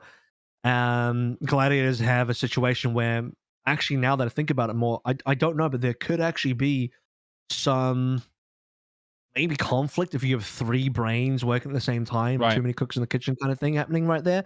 Maybe Face takes a bit of more of a step back on the strategic side and tries to fulfill more of a leadership coaching role, while having strategic input, and he allows Unter and Smash to do more of that work. Especially, or I was going to say maybe especially Smash, but really both of them, because Unter brings that to the table as well. You really have to be able to find a strong direction in Gladiators, because there's a real worry that the way it could go wrong is you have 3 powerhouse coaches, but they want to go in 3 different directions, and that's going to ruin your team. You have to somehow get everyone on the same page. Right. You need somebody to either take a step back or try to create an environment where that doesn't happen. It has happened. I mean, you look at London Season 1. Yeah, of course. Yeah, 100%. This has happened to a number of teams, some of which... Like Cell, I think, as well. Exactly, right. But we've also seen where it works in the case of like the Shock, right? Where you have kind of the Thanos gauntlet of all of these coaches like 9K and Junkbuck and Krusty all working together to kind of create a championship winning team. It all kind of has to be structured appropriately. You can have a lot of strong minds working together for a common goal, but it has to be structured well. And I think that can happen with this team. It's just, there's some possibilities, right? There are different worlds that this team can run into. And I don't think you're wrong. It's just, there's always that flip side where it could work in their favor, possibly. We'll see. I think you desperately need Face to step up to that leadership role in a similar way that Krusty might, to lead a coaching staff like that. Because otherwise you're going to get some butting heads. And I know Face has been looking for, I mean, these 2 of these people I'm reasonably close to. Obviously the Australian circle is what it is. And I know Gumba, Face, Unter very well. And Face has been looking for more of a leadership. He's been looking for a higher position, a head coaching position for some time. He explored head coaching offers this offseason, and he still decided to remain with the Gladiators as an assistant coach. He wasn't aware of the whole Deepe thing. No one was, because, not to go back into last week's topic, but obviously Deepe's departure was quite sudden, so no one planned for that, and no one knew what was going to happen. It's not like Face took on to retain his role in Gladiators because he knew that was happening. He did not. He was expecting to be an assistant coach again this year, and now he's been kind of thrust into a head coach position, not out against his will. He wanted to do this as well because he was, again, exploring head coach options, but he really wanted to stay with the Glads, but he wanted to be a head coach. So actually he gets a W here, he gets a win here, because he gets to do both the things that he wants, stay with the Glads and also be a head coach. But we'll just have to see how it goes on, and I hope he's able to have that leadership with two other coaches to make that happen. I know for the players, it'll be fine because he's very familiar with all the players. Yeah. So that's all chill. Overall, on paper, one of the strongest looking coaching lineups in the league currently. Agreed. 100%. I think my only concern is, what does that regime shift look like? Will there be some, bumps in the road? If that, right? It seems so hard to see what they're doing as it stands right now, ultimately failing, right? I can't imagine this roster underperforms in any sense of the imagination, outside of maybe one or two hiccups here or there, ironing out those details, really refining what this shift in coaching staff looks like, and being a success story coming into Overwatch 2. Well, I mean, they look like they got a stacked team. They look like they got a stacked coaching lineup. Everything looks stacked for the Gladiators. So we're expecting another year where they can make playoffs. I'm not going to say they need to win the league. I'm not going to be an unreasonable Gladiators fan and be like, they better win the entire Overwatch League or it's a big failure. I'm like, really? You're dissatisfied with your team being way ahead of most teams every single year, the only team to have consistently made playoffs every single year. You're disappointed with that? Because there's like, tens of other teams that would love to talk to you and take your position. Just saying. Cool. Let's talk about, unless anyone wanted to bring up anything else about Gladiators or maybe even Atlanta, I'm happy to move on from that. I think the one thing I will say about Atlanta is I think that Sephi's created an environment, a team environment at the Reign where you can work with less coaches. For all intents and purposes, everything that we've heard about the team throughout the years, it has been a loose team. It has been, very much a different style of coaching that doesn't necessarily need a lot of supervision. Or so if anything, player-led team. Just use the correct language, Joe. We know where you're trying to get to. Sure, player-led. Let's call it that. Yeah, it's a player-led team. You don't need a ton of people micromanaging them. You just have the supervision, and that's it. You kind of leave them to their devices, and you trust that they're going to do their job, and they tend to. So, yeah, I think that's the reason why a team like Atlanta can work. That's not for everybody, though. Yeah. Okay. Let's move on to Mayhem and Seoul now. I'm gonna kind of latch on a couple of these together, and the reason for that is because there's a related topic here that I want to dive into, which is that. So first and foremost, Mayhem obviously had already announced Gumba. We talked about that, but they've also now gotten their assistant coach locked in as well. And for what we can tell, this looks like the total Mayhem coaching staff for the time being. It doesn't look like they're getting a third coach just yet. Maybe they will, but we don't know anything about that. Yep. Right now it's Gumba and the new assistant coach McGravy, who was an ex-player of both Valiant and the Mayhem. The reason I bring up Valiant is because he worked under Gumba as a player at the time, and is someone that clearly Gumba trusts, and he trusts Gumba as well, and they work together as a team and that kind of regard. So and also McGravy is someone that wanted to get into coaching and actually put up an LFT for our coaching some time ago, and it seems like that has been successful. Beyond that as well, before we talk about McGravy just yet, Tobi has been rumored to be the new head coach of the Seoul Dynasty, and in some way as well, there was also a rumor that Jesh was going to be the assistant coach of the Seoul Dynasty. That rumor has now been sort of taken back by Halo. He's kind of said, maybe that one's not quite there. And we don't have to get too deep in the rumors, but it serves the purpose of the conversation, which is that there had been some controversy and there had been some pushback from the community because they're a little hesitant, or they're not too sure if these are the right choices. And I mean, I have my opinions on whether I think the community really knows what they're talking about or not, but they're a little bit concerned that maybe Tobi's inexperienced, or that McGravy is also inexperienced, doesn't have the the resume to back it up, or other things, or they think it's a nepotism hire from Gumber or whatever, and they, somebody else, and blah blah blah. So that whole kind of thing happened. I'll let you guys jump on and maybe throw your thoughts in first. Yeah, in general, if I'm to understand the crystalline community sentiment, as much as I think that's the wrong way to look at it, I don't know that I disagree wholeheartedly, if I'm going to be completely honest.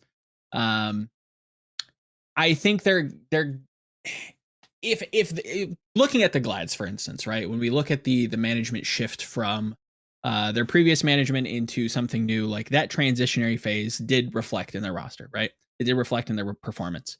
Logistics, whatever it was, I think we've had it publicly mentioned that yes, there was issues with the logistics of moving from company to company. That's an issue. I don't know that coaching is that different, and I don't know that players moving into a coaching role is that dissimilar. Would I like to see an immediate shift? Do I trust them in their game knowledge? Of course. Do I think they can? Yes, but I think there is going to be some growing pains with that, particularly with Tobi. I think I've always been very bullish on his kind of calling. From past memory, I think he was a pretty big part of both Seoul's and Lunatic High's calling structure. So I trust that he has both the game knowledge and the leadership. But I think in my perfect world, I'd like the head coach to be a formative piece for the roster building as a whole. So my big question would be, was he involved in this process if this is actually going to come to fruition? On the flip side of that, Florida basically has done that, right? You have somebody coming in with Gunba, building out his team, building out his active player roster. That's kind of how I would like to see it done. And I don't see too much worry with that. We've seen Gunba be extremely successful in the past with the Valiant. You have somebody Gravy coming in, learning the ropes of coaching, being an assistant. I think that's a great role. Yeah, I like both of these, as long as maybe Seoul has some communication, I guess. Yeah, I think like there's definitely an argument about like someone stepping into the coaching profession and directly receiving the head coach job, right? Like there's definitely the thing is, this is one of those moves where you need full context as to how Tobi moved inside the Seoul Dynasty before, right? Right. If you already command, because okay, there's two sides of the spectrum, right? On the one side, he could have been a very highly regarded individual, strategical mind. Everyone respected his opinion. On the other side, there's a player that wasn't good enough to play on a team, was potentially just like cursed out by his teammates because he was like one of the perceived like underperformers and therefore had to be let go. Like either of those is like probably reasonable to expect to be the truth.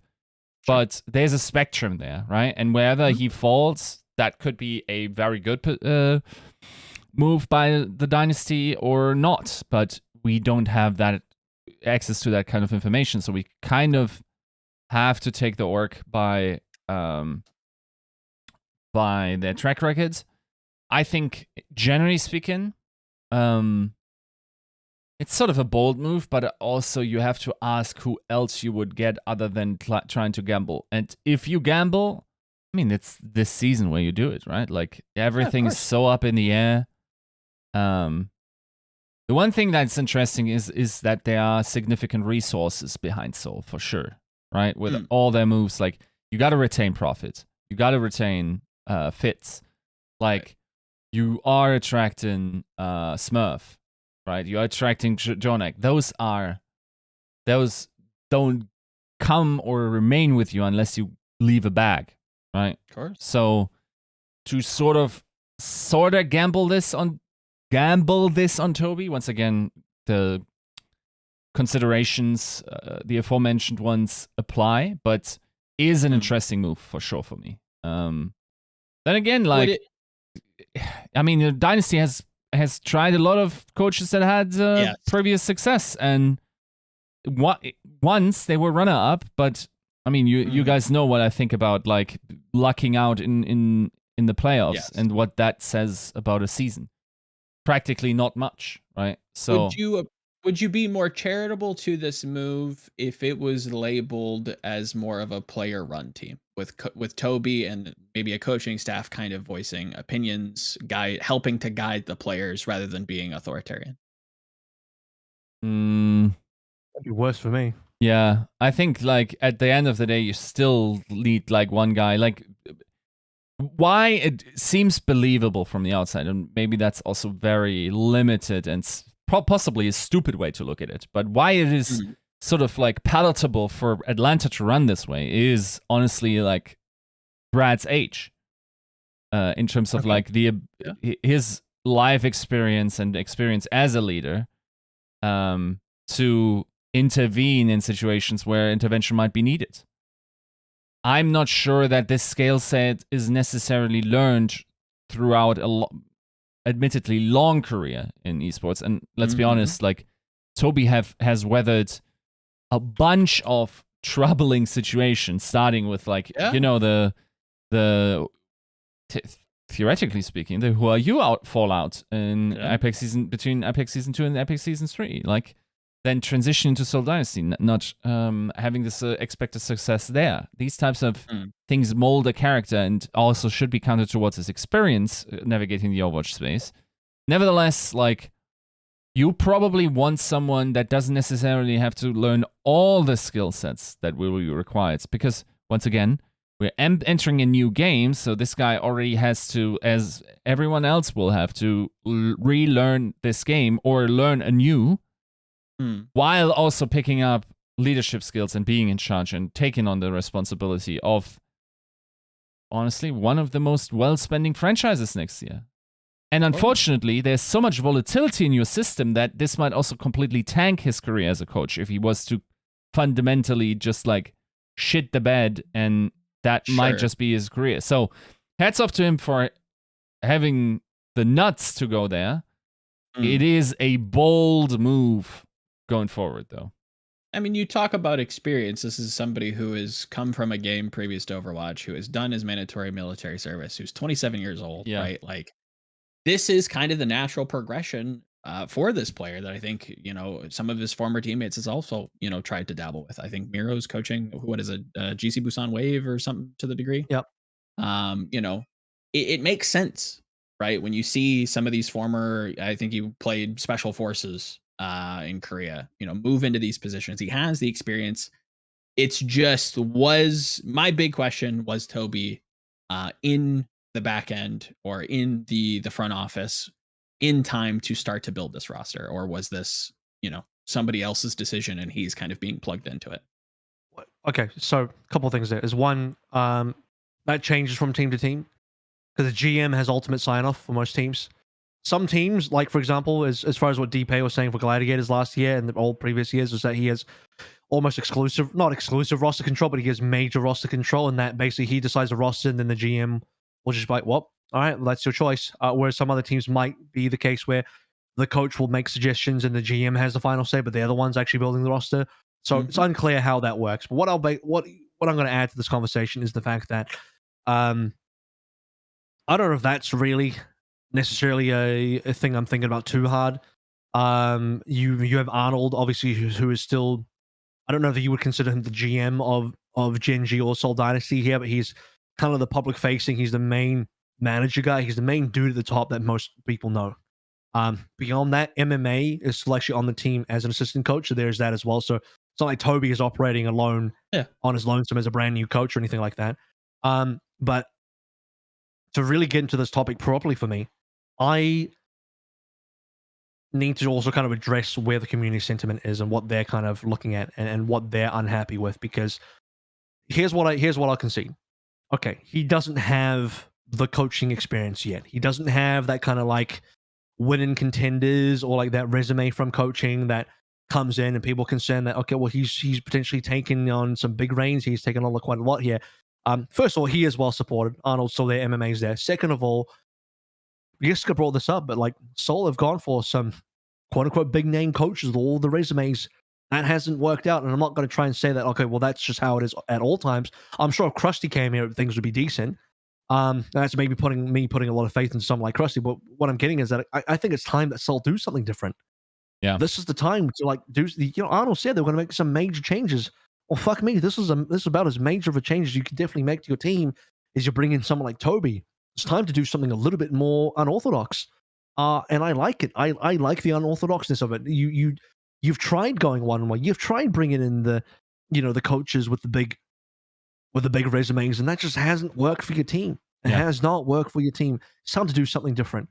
And to speak positively to Tobi, like echoing what Joe was saying, he's a super well-respected player. Age is an important factor, by the way, and age maturity and the veterancy as a player is super important in Korean culture. Where, if you're a younger player, and they all are younger than Tobi, because Tobi was the oldest player in the league up until the end of the season.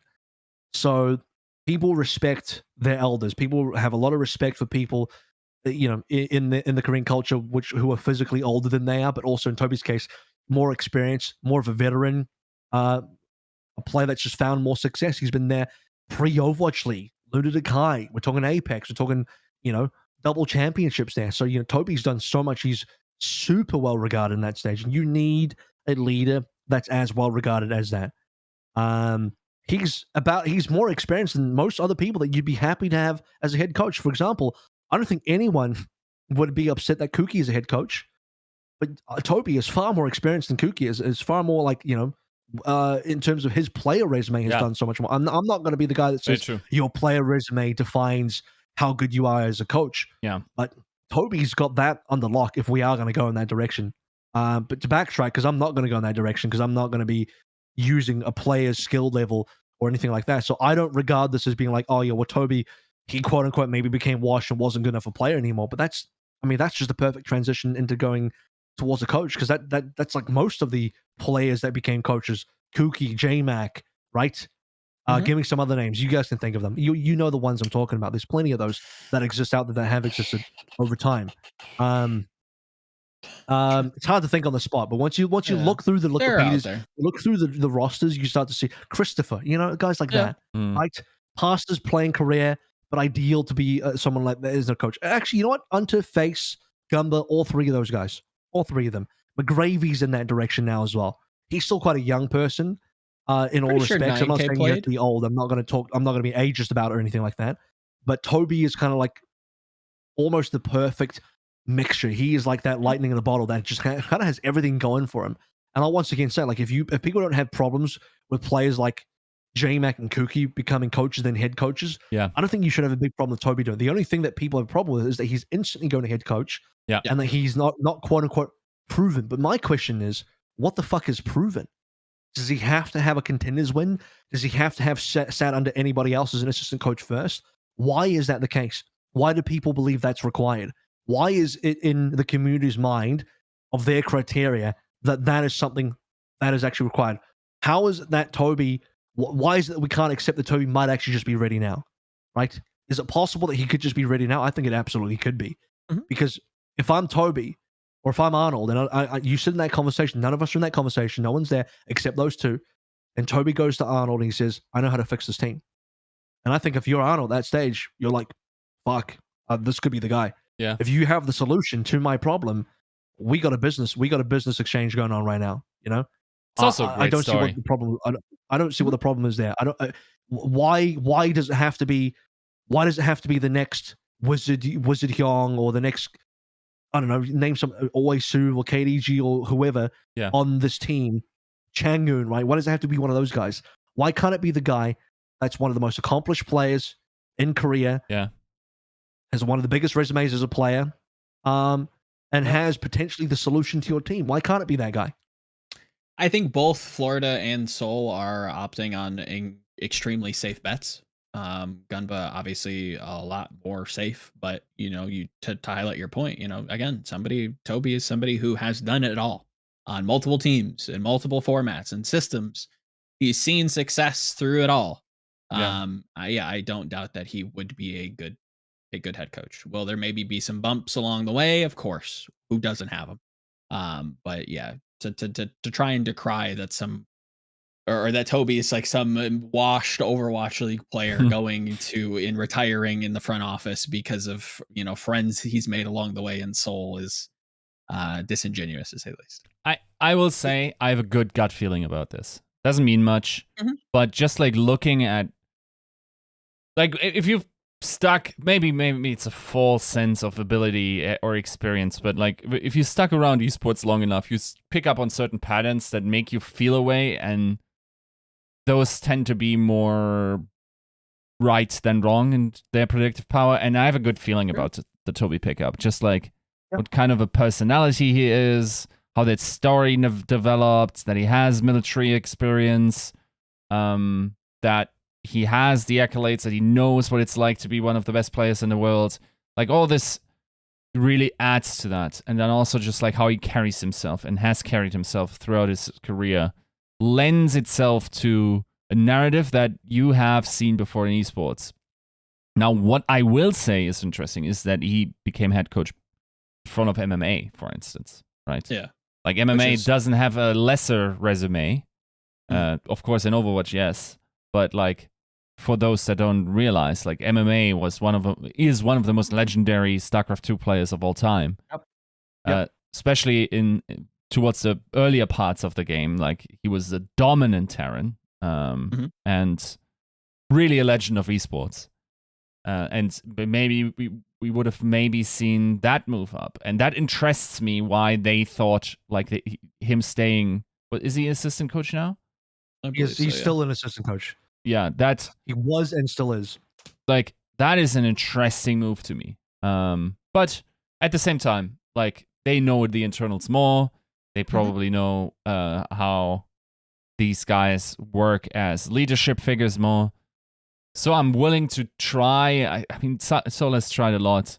I think it would be actually also a super dope story if they were to be like the team that rivals Shanghai Dragons next year under the leadership of Tobi, with guys like Prophet still on the team.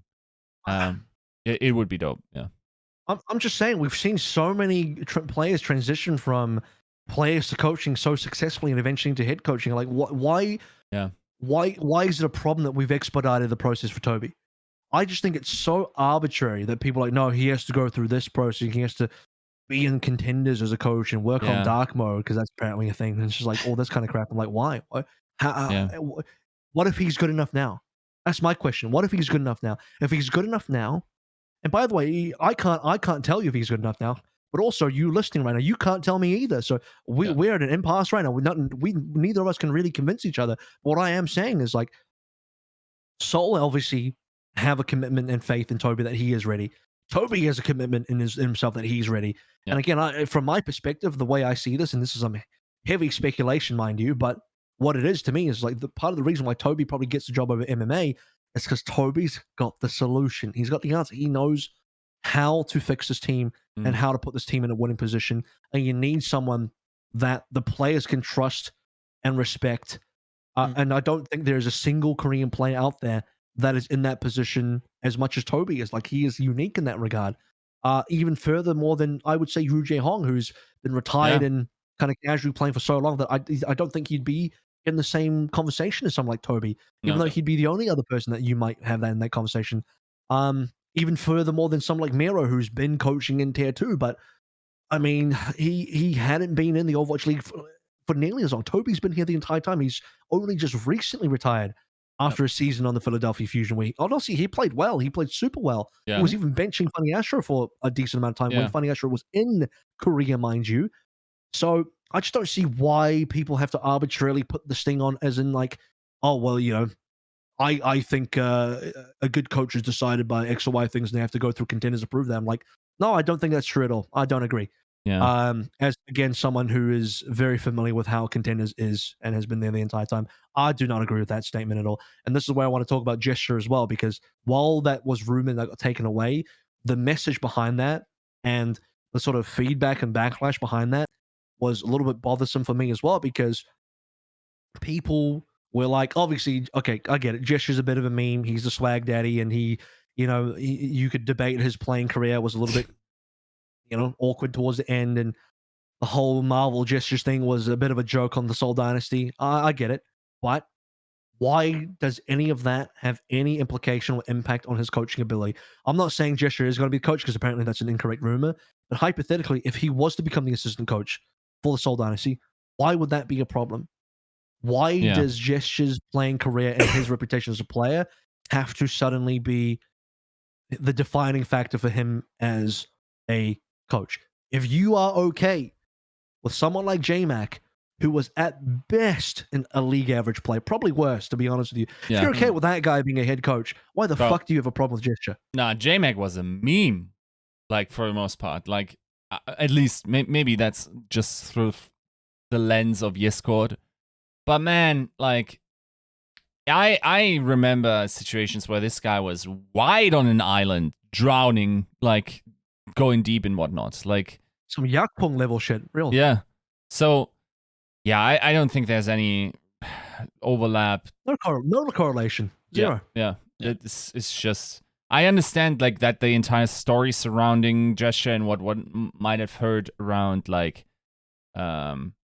his ability to put work in and, like, looking a lot better in certain matters and whatnot, and, like, also starting into seasons slowly. I think I guess it's fair to say in season 2 and season 3, that sort of contributes towards a very limited reading of the situation that unfortunately is also given to us by our language barrier. But yeah, I think a lot of the controversy comes from this idea that there's a rite of passage that isn't there. It simply that just isn't. We have this idea that path to pro is this set thing, and, like, after X years I'm up for promotion, like in a normal office job, when that isn't the case. This is a competition. This is an esport. Like, if you are the best for the job, you should be hired. And I'm not saying this system is very efficient at figuring out at all times who the best people are, because once again, we do have a gatekeeper system with a franchise league system, where we're not stress testing ideas necessarily each season, nor do we apply pressure for people to care. But at the same time, like, it is a weird stance to think that you have to go through all the motions and then finally reach the summit. No, you can absolutely jump up to the summit. Like, what you're doing it for some Reddit audience is like, wow, this coach has done the fucking monkey song and dance now. He's done the contender song and dance, so now he's got the check mark for me. I'm ready for him. Like, why? Shut the fuck up. Why does that matter? Like, why does a coach have to perform and do a little dance for you contenders for that to be, like, okay for you? It doesn't make any fucking sense to me. It's all performative. It's all just, like, bullshit, arbitrary rite of passage. If a person is good enough and they're ready, they just are. That's the fact. Yeah. I agree, first off, that it is mostly performative, but I think the reason why it is because Contenders is such a different system. It's a different amount of pressure. It's a different, level of player that you're working with, right? Like, everything about Contenders is so divorced. And before anybody kind of tries to claim, like, oh, well, the top Contenders team compete, we just got done talking about how, some of the top Contenders teams can compete with the Overwatch League. Yes, that may be the case, but that doesn't necessarily, like, that kind of success, or that, like, rite of passage, if you will, does not necessarily provide any evidence to the contrary, right? We don't know if that necessarily means that they're strong coaches or that they can come in and be a head coach. I will say that I think there is more. I'd like to see a little bit more gambling when it comes to assistant coaches, but there again, you have to look at the health of the league. Like, none of this is healthy for anybody. I think it's performative because it's so different. It's a different set of skills. It's hard to really hone. Sure. And it takes a long time. Let me speak to that, because I've talked to GMs where, like, and by the way, just because you've won in tier 2 or you've done okay as a coach in tier 2, that doesn't necessarily qualify you either. Yeah, it's I'm not gonna lie, the whole thing is a little bit arbitrary. You could argue the entire system is pretty arbitrary. The only thing that matters at the end of the day is when you sit in that interview one-on-one, you as the prospective coach for a new team, And then on the other side of the table, it could be a physical table, maybe you're on Skype or whatever, is the GM who potentially might hire you. That's the only conversation that matters. That's the only thing that matters at the end of the day, is whether that person on the other side of the table that, you know, signs the dotted line believes you can do the job or not. That is literally it. Yes. Nothing else matters. Nothing else matters beyond that conversation, that singular conversation. Yeah. And I've talked to GMs where, like, you know, some of the people in Contenders that people might be like, oh, you know, this guy from Contenders and that tier 2 coach. Some of these GMs that have interviewed those guys, they're just like, these coaches are fucking jokes. Some of these coaches are not good. Some of these coaches that have done well Contenders, surprise, surprise, might actually be fucking bad. You know? Yep. And people that have actually looked at it, have trialed these coaches. I'm not saying who, I'm not going to name anybody. I'm just not subtweeting anybody anyway. So don't try and do any detective work here. I'm not specifically saying any people, but from when I've really dug deep into this topic before, you know, not everyone that comes out of tier 2 and coaching is good. Some of them are legitimately good. When I get like real hard data and I get some real good anecdotes about like who's done what kind of work and how they are to work with, I can get a bit of an idea of who they are. Then I can maybe speak to them a little bit more, or maybe I've seen it in person. But a lot of them, no one fucking knows. At the end of the day, no one really knows who is and isn't good. And it's up to the ability of that GM to decipher that based off a number of factors, which includes results, includes, you know, their leadership qualities, their resume, and then you talk to them in the interview. Does it match? Do they have a good vision? Do they have a vision that aligns with your vision for the team? And that's kind of really what ends up mattering at the end of the day. And I think doing like a not random, but doing like some performative thing, like, yeah, you got to go through this thing or that thing, or you have to be an assistant coach first. I'm like, why? Does that really matter at the end of the day? If you can just do the job that you were hired to do? And I'll be honest, I'll be straight. Look, a year down now from now, this could be a complete joke, because maybe Seoul burn and crash and Tobi is actually not very good. I don't know. But Yeah, what I you're not can say arguing is that. I'll trust right now. I'm willing to trust Arnold. Right now, I'm willing to trust Seoul, that if they're willing to put Tobi up there instead of MMA, they've done that for a good reason. Yes. Yep. A healthy dose of caution, I think, is fair. But to try and claim that, you know, players can't be good coaches, or that, you know, these players are washed and all these tier 2 coaches deserve a shot. Yeah, they got their shot, and apparently they all of them. didn't Really, provide. all of them? No, I don't think so. Yeah. Here's the thing. Also, word of advice to those guys. I sympathize, because it feels like a lot of your hard work's not being recognized. You are in tier 2, my dude. If you tell someone or post on your private about something, everyone knows, including Overwatch League GMs. You're not being cute. We get you one event. Talk to your mom or some shit. Like, some of you have embarrassed yourself on socials, even behind curtains, and are now possibly like tainted towards getting employment in the future. So, like, just be smart. Like, chances are, if you're one of those guys crying, you're probably not more qualified than any of the people we talked about, or not clearly so. Like, your results don't speak for themselves to the point where you should be getting these jobs. Yep. So you have shit to improve. Why cry? Yep. Right? Like that. Yes, it is not a fair situation where you can drag yourself out of that situation completely by your own bootstraps, because you gotta get past the gatekeeper. But none of the people that I see in Contenders very obviously are being slighted or don't deserve it. With the exception of, like, if O2 Boss was actually the guy, the super hyper mastermind, and has been for several seasons just pumping out the best Overwatch talent that has come out of the last 2 years of Contenders, and this guy is completely being dodged. Yes, that's the one guy I can see, like, who I would understand to have an attitude. By the way, not my understanding he's that guy for O2 either. So, like, you have improving to do, very likely, bro. Like, do you actually want to be the guy that gets in there by being 2% better than McGravy and being, like, in a position where you were slighted from that job because you're 2% better? That's not a point of argument, bro. Like, and you having performed the dance doesn't qualify you for the job. Just do your job. And the one thing that I think really does matter, and this is what I'm going to put a lot of weight onto, is player opinions of who they want to work with, who who they've had good experiences working with and who they believe is good.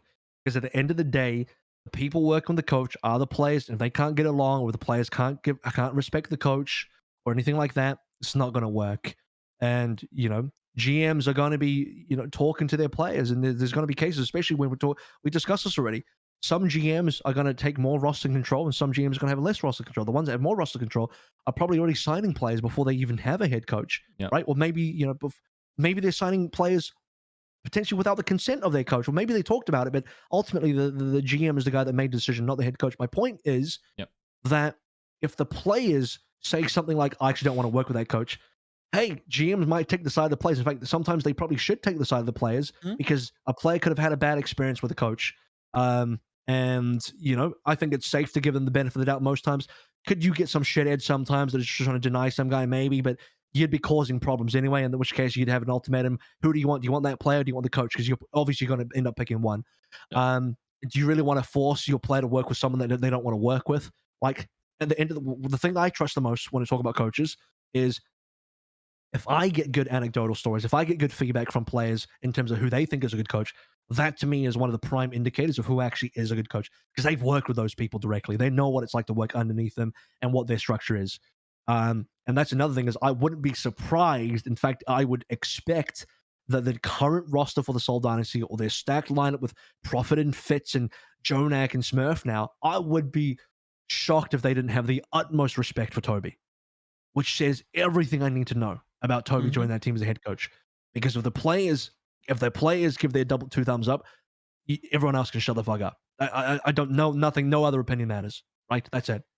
And so this is why I get towards, we can move on towards McGravy as well, because this is another player that the community has kind of come out and had some negative some backlash for, because of this one's even for even dumber reasons than I think gesture, because they'll say something like, "Oh, well, he stepped away for a year and he didn't play this year, and he tried to play Apex." I'm like, "Oh yeah, okay. Arns tried to play Valorant. Do you think something against Arns coming back?" No, you don't. Well, okay, he stepped away from a year. Well, okay, that happens. I think for the most part, people don't have a problem with Gumba. Yeah, he stepped away for a year, but I think most people consider Gumba to be a pretty good coach. I don't think that's like a good enough argument either, because the game hasn't really changed over the last year anyway. So why is that a problem? It's not like we're playing a totally different game. In fact, the game we are about to play a totally different game next year. So stepping away from 2020, stepping away from 2021 actually makes no difference, because 2022 is going to be fully reset button anyway. So why does having stepped away from a year even matter in the slightest? It doesn't, right? And then beyond that, this is the dumbest reason. This is the third and absolutely the stupidest reason, is people just don't like him and therefore don't think he's a good coach. I do not like this person's personality or his persona, therefore I'm against him being a coach. What does that have to do with anything? I'm not saying you have to like somebody. I'm not saying you are forced to like somebody in order to accept them as a coach. You are allowed to dislike them, but also be like, well, I don't know who's a good coach, so maybe he's an okay coach. Though both things can be true. Why does your interpretation or your ability to like someone's persona have any relevance to their coaching ability? That has got to be the absolute dumbest thing I've seen this week. Much. Yeah. I think to Gravy's defense, I think he's another player that has seen a lot, experienced a lot, having gone through Envision and their tumultuous history, going from, I think a promising star Western DPS player into, flex tank role. He's been with Overwatch thick and thin, been a very vocal member of the community, in both healthy ways and maybe some more antagonistic ways. But that's irregardless of what he can do as a coach, right? If there was ever a position to be put in to try to build a resume as a coach, why wouldn't it be the assistant coach, right? I don't understand the backlash. I empathize with tier 2 for the most part, but it's trivial. We just without being results driven analysis based. I'd like to wait and see. I'd like to wait and talk to these players and the coaches and see what the system looks like before trying to pass judgment. Like, because what AVRL's saying, it comes down to Albert's decision. It comes down to Arnold's decision on who's good and who's not good. right? And if they don't make, yes, I think being successful in tier 2 gives you a pass to the dance, but that doesn't mean that you're going to ace the test, right? These people have seemingly aced the test with invites, and we have to wait and see what they look like, right? It also doesn't mean that you're the best fit for the job, and this is where it gets into like murky waters a little bit, because what does best fit mean? Because that's a bit arbitrary, that's a bit subjective, right? What at the end of the day, I'll say this up front. I'll be completely honest about this. Yeah, McGravy has less coaching experience than a lot of coaches out there. I mean, so Sure. is Tobi, to be fair. Yep. But McGravy has he doesn't, and also, by the way, yeah, sure, he didn't do well on Dark Mode. He didn't do well on Tier 2, even though, by the way, Unter came out and publicly acknowledged that was his fault, but no one has a problem with Unter, so there's a double standard.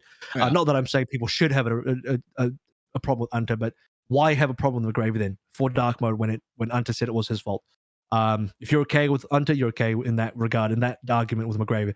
So what I'm trying to say is, let's say McGravy's actually not like the best coach in the pure definition of like, I don't know, being the best mind, being the best analytical person, or being the best X or Y. And he actually might be. He's actually smart as fuck, by the way. But let's just play that card for a second. Let's just entertain that thought. Just because someone in tier 2 or another coach that's been in Overwatch League could be a better fit that way, they might not be the best fit for the team. Because consider what a team might actually need, what they've experienced, what they're comfortable with, and what they're personally looking for. That's diving into the intangibles rather than just like who's got what results on what team, right? Because then you get to Joe's argument here, which is you're just being results biased, and I think that's dangerous as well, because you have to start thinking about, okay, well, if you are looking at what Mayhem need, what Gumba wants, and what he needs as well, he would like to work with someone he's worked with before, because there's a level of trust there, right? He's worked with McGravy before; they trust each other. I talked to McGravy about Gumba. McGravy has extremely positive things to say about his experience working with Gumba. And for people that know Gumba a little bit better, actually, if you know anything about Gumba, he can potentially be, quite upfront and maybe hard to work with in some ways. And even then, people will say they had a decent time working underneath Gumba as a player. So there's that one thing right there. Gumba wants someone that he can trust and he can work with. Here's the other thing about you understand Gumba well. One of his weaknesses is that he's not really great on the emotional side. In fact, he personally acknowledges that so much. He tries to even take lessons, or tries to understand and learn in different ways, in his own ways, of how to be a bit more personal as a person. It sounds like a crazy thing to say, because it's like I'm describing a robot who's trying to learn to be a human, like I'm describing a cyborg as like, how do I become human? But Gumba recognized he has a weakness in his empathy side. His emotional quotient might not be there. His IQ might be high as fuck, but his emotional quotient might be quite low. So he needs someone like McGravy, who's very personable, extremely personable, gets along with other players. I don't care if you don't like him as personality. That's his online Twitter, Twitch personality. That's not who he is as a person. I doubt you've talked to him properly as a person. I've done that. I know who he is better as an actual person, aside from his online persona, because people have personas, right? That's the thing. And if he can get along with players and understand their problems well, and be able to relate that back to Gumba, and be able to coach players in a way that kind of fulfills more of what Packing 10 did on Valiant, that is when you have a really good dynamic duo between Gumba's kind of IQ and then an EQ coming from a different direction to kind of balance that out, to give you something to really work well with on a team. That's what the Mayhem need. That's why McGravy's there, because he's a trustworthy person that they have experience with, that they can trust to be alongside Gumba to fulfill a specific role, to complement Gumba's strengths and his weaknesses. That's why he's there. And that's the thing people don't understand. That's why everyone's like complaining about McGravy and talking about other people coaches. You guys don't even fucking think about the intangibles. Maybe you don't know about them, but you certainly didn't even try to know about them. Yeah, I think that summarizes a lot of this really well, is that I don't think there's a ton of stuff to look into intangibles, but even with those being public, like you're saying with Gumba and Gravy, it does not seem like people have put in any kind of legwork to try to know. You have to try to put a little bit more faith into these GMs. Yes, I think there have been some outliers in the past, but for the most part, most of them have brains in their skulls. Most of them know what they're doing for the most part, and can put people in positions to build teams well, right? Or actively build teams well. And if they don't then we can discuss that. But as it stands right now, I think you have to give people the benefit of the doubt at the very least. Yeah, agreed. Trust that people can do the jobs. Okay, if we're ready to move on, let's actually talk about building rosters. Joe, let's actually move on to building rosters now. Let's do it. How long? Well, damn, 2 hours in, we're getting to roster talk now. Maybe we can speed through this, or maybe there isn't going to be that much. We'll figure it out. Mayhem. Start with Mayhem because we were just there. They already had Checkmate Jet on the roster. Yaki is heavily rumored to be leaving, so we'll pretend he's not there currently. And they have now recently announced Hydron, with also Adam being rumored. Am I missing somebody here? Someone is rumored as well. I think there's another. Yeah, there's someone is rumored. Someone the main tank, someone the player. Main, but yes, yeah, exactly.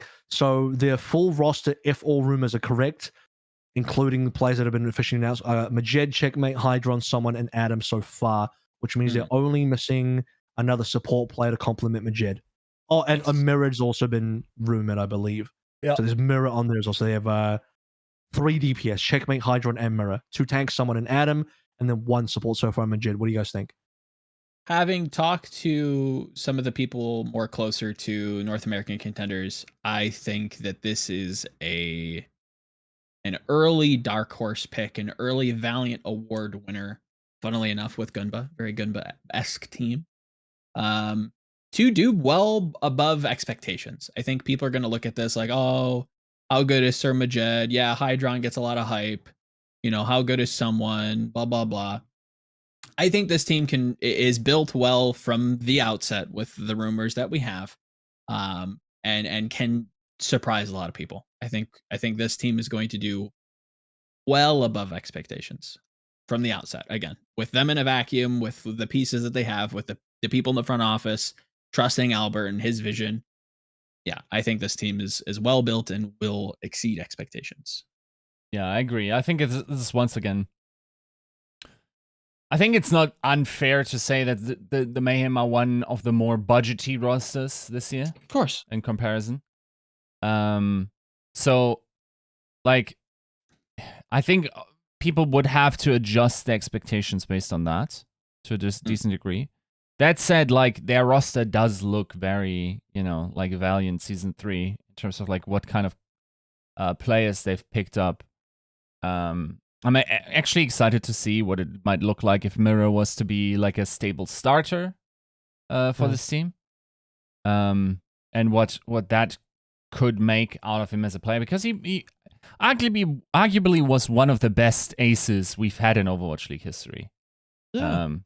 Or like, would you say ace? What is there a better term for a player? Maybe ace is the wrong term. But I know would say he's been one of the key, like, wild card or trump card kind of players. He comes in for a map or two on a weird pick and, like, performs very well on that one. That's what I mean, right? That kind of tool set is invaluable in a game that we don't know dick all about, right? Yeah. The problem is that he then had, because he had to have this profile as a player because of the DPS players he played with, it like everyone probably feels like, oh, his hero pool is just like Doomfist and other weird shit. When no, like, this guy can play the standards. He's just, like, sat behind some of the best players in the Overwatch League for the longest time, right? So excited what that might mean for him. I think Adam getting a second chance is great. I know, like, more teams were probably interested in this guy this offseason. And then, it will be interesting to see who they get as main support. And theoretically speaking, I mean, there's still some heavy hitters out there, right? And I'm not 100% convinced that every one of them will find a top team. I'm talking about the Moths or the FD Gods or, these types. So we'll see where the journey for this team leads. I am very interested to see what they get at main support, because after, doing some research, stay tuned on that. It seems like they've got some interesting things happening in that sector. We'll see. I mean, I think what they really need is, like, it depends how big this roster wants to go. I think this is a roster that looks like it wants to be a dare I say, 7-man roster. Yeah, very lean. So Yeah. 3 DPS, 2 tank, 2 support, Probably. rather than 8-man roster. What I do know is that like this is, and you said this already, Joe, but this is the most Gumba-esque roster you've ever seen. Gumba has, by the way, a signature and a trademark in his roster building process, for good reason. By the way, he is very, I think, accomplished in being able to make rosters that are high efficiency and high value for cost for what you're paying for, essentially. That's not to say they're getting a bunch of players off a minimum or anything. You know, and here's a fun tidbit is, as Yiska kind of alluded to, that Adam had options this offseason. More than, you know, this isn't like, oh, you know, yeah, Gumba's just doing some nepotism bullshit again where he's just adding in people. He's just adding in Gumba. Adam had options. He could have gone elsewhere, which is also more evidence just to give you about how fucking robbed he got last year from Valiant. To say that he got robbed from an opportunity to debut on the Valiant, and now he has to kind of re-debut in the league in a situation where even though he had to go back and grind contenders for a year, across both, I think he played in Korea Trials, or was it Korean Open Division, Australian contenders, and NA contenders. He played in like 3 different regions this year. And they'll then still came out of tier 2 with more than one offer, with multiple offers on the table in the offseason. So this is how valuable Adam actually is and how robbed he got from Valiant. So beyond that, though, this roster is very well rounded, has a lot of heavy hitters that are more like overlooked heavy hitters. Right? I'm not gonna lie, these are probably more players that other teams potentially would have passed up on. I think the one player on this team that other teams would have really wanted as a potential first pick, especially if they're also going for a similar roster, is probably Hydron, number 1. Yep. But beyond that, you know, I look at the Mayhem as a very well-rounded team. I very much like their DPS line, especially just because Hydron, I know, is a great hit scan player from contenders, has that Tracer roll down lock. Mirror super flexible, is that kind of like Swiss Army knife player that's been also utilized on Gladiators for similar reason. But I hope it doesn't get benched as much, but I do think there is, with Overwatch 2, a lot that could happen. So Mirror is the perfect kind of player, like you guys mentioned, to fit into multiple roles, and he's also dabbled on tank. So there's your 3rd tank option if you want. Then Checkmate is your 4th tank option if you want, as a bit of a joke. But Checkmate never got to play DPS because he was permabench behind Yaki. Now he can kind of show that. He still has most of Yaki's hero pool. So you've kind of retained Yaki light in a manner. And maybe that's speaking a little bit too negatively to Checkmate. You know, I'm calling him Yaki light, but in a way, it kind of is. I don't think that's too kind of unreasonable. It's kind of a compliment too. It's kind of a compliment too, in a way. Yeah. And Surma Jet is like, I think it's just a really mechanically gifted heavy hitter on the flex support that other teams may have overlooked or might not have been their first option, but I think is a very strong, like if we were doing drafting style, like American sports drafting, you know, Majet could have been a 2nd round draft kind of guy. You know, I don't think he's a 1st rounder, but 2nd round draft, he would have been picked up. And so Mayhem got some big W's here. I like what I'm seeing. So we're all good on that cut. We're all good on that part. We're gonna move on to the next team so we don't lose too much time here. Because we already touched on them, why don't we just kind of dabble on them again?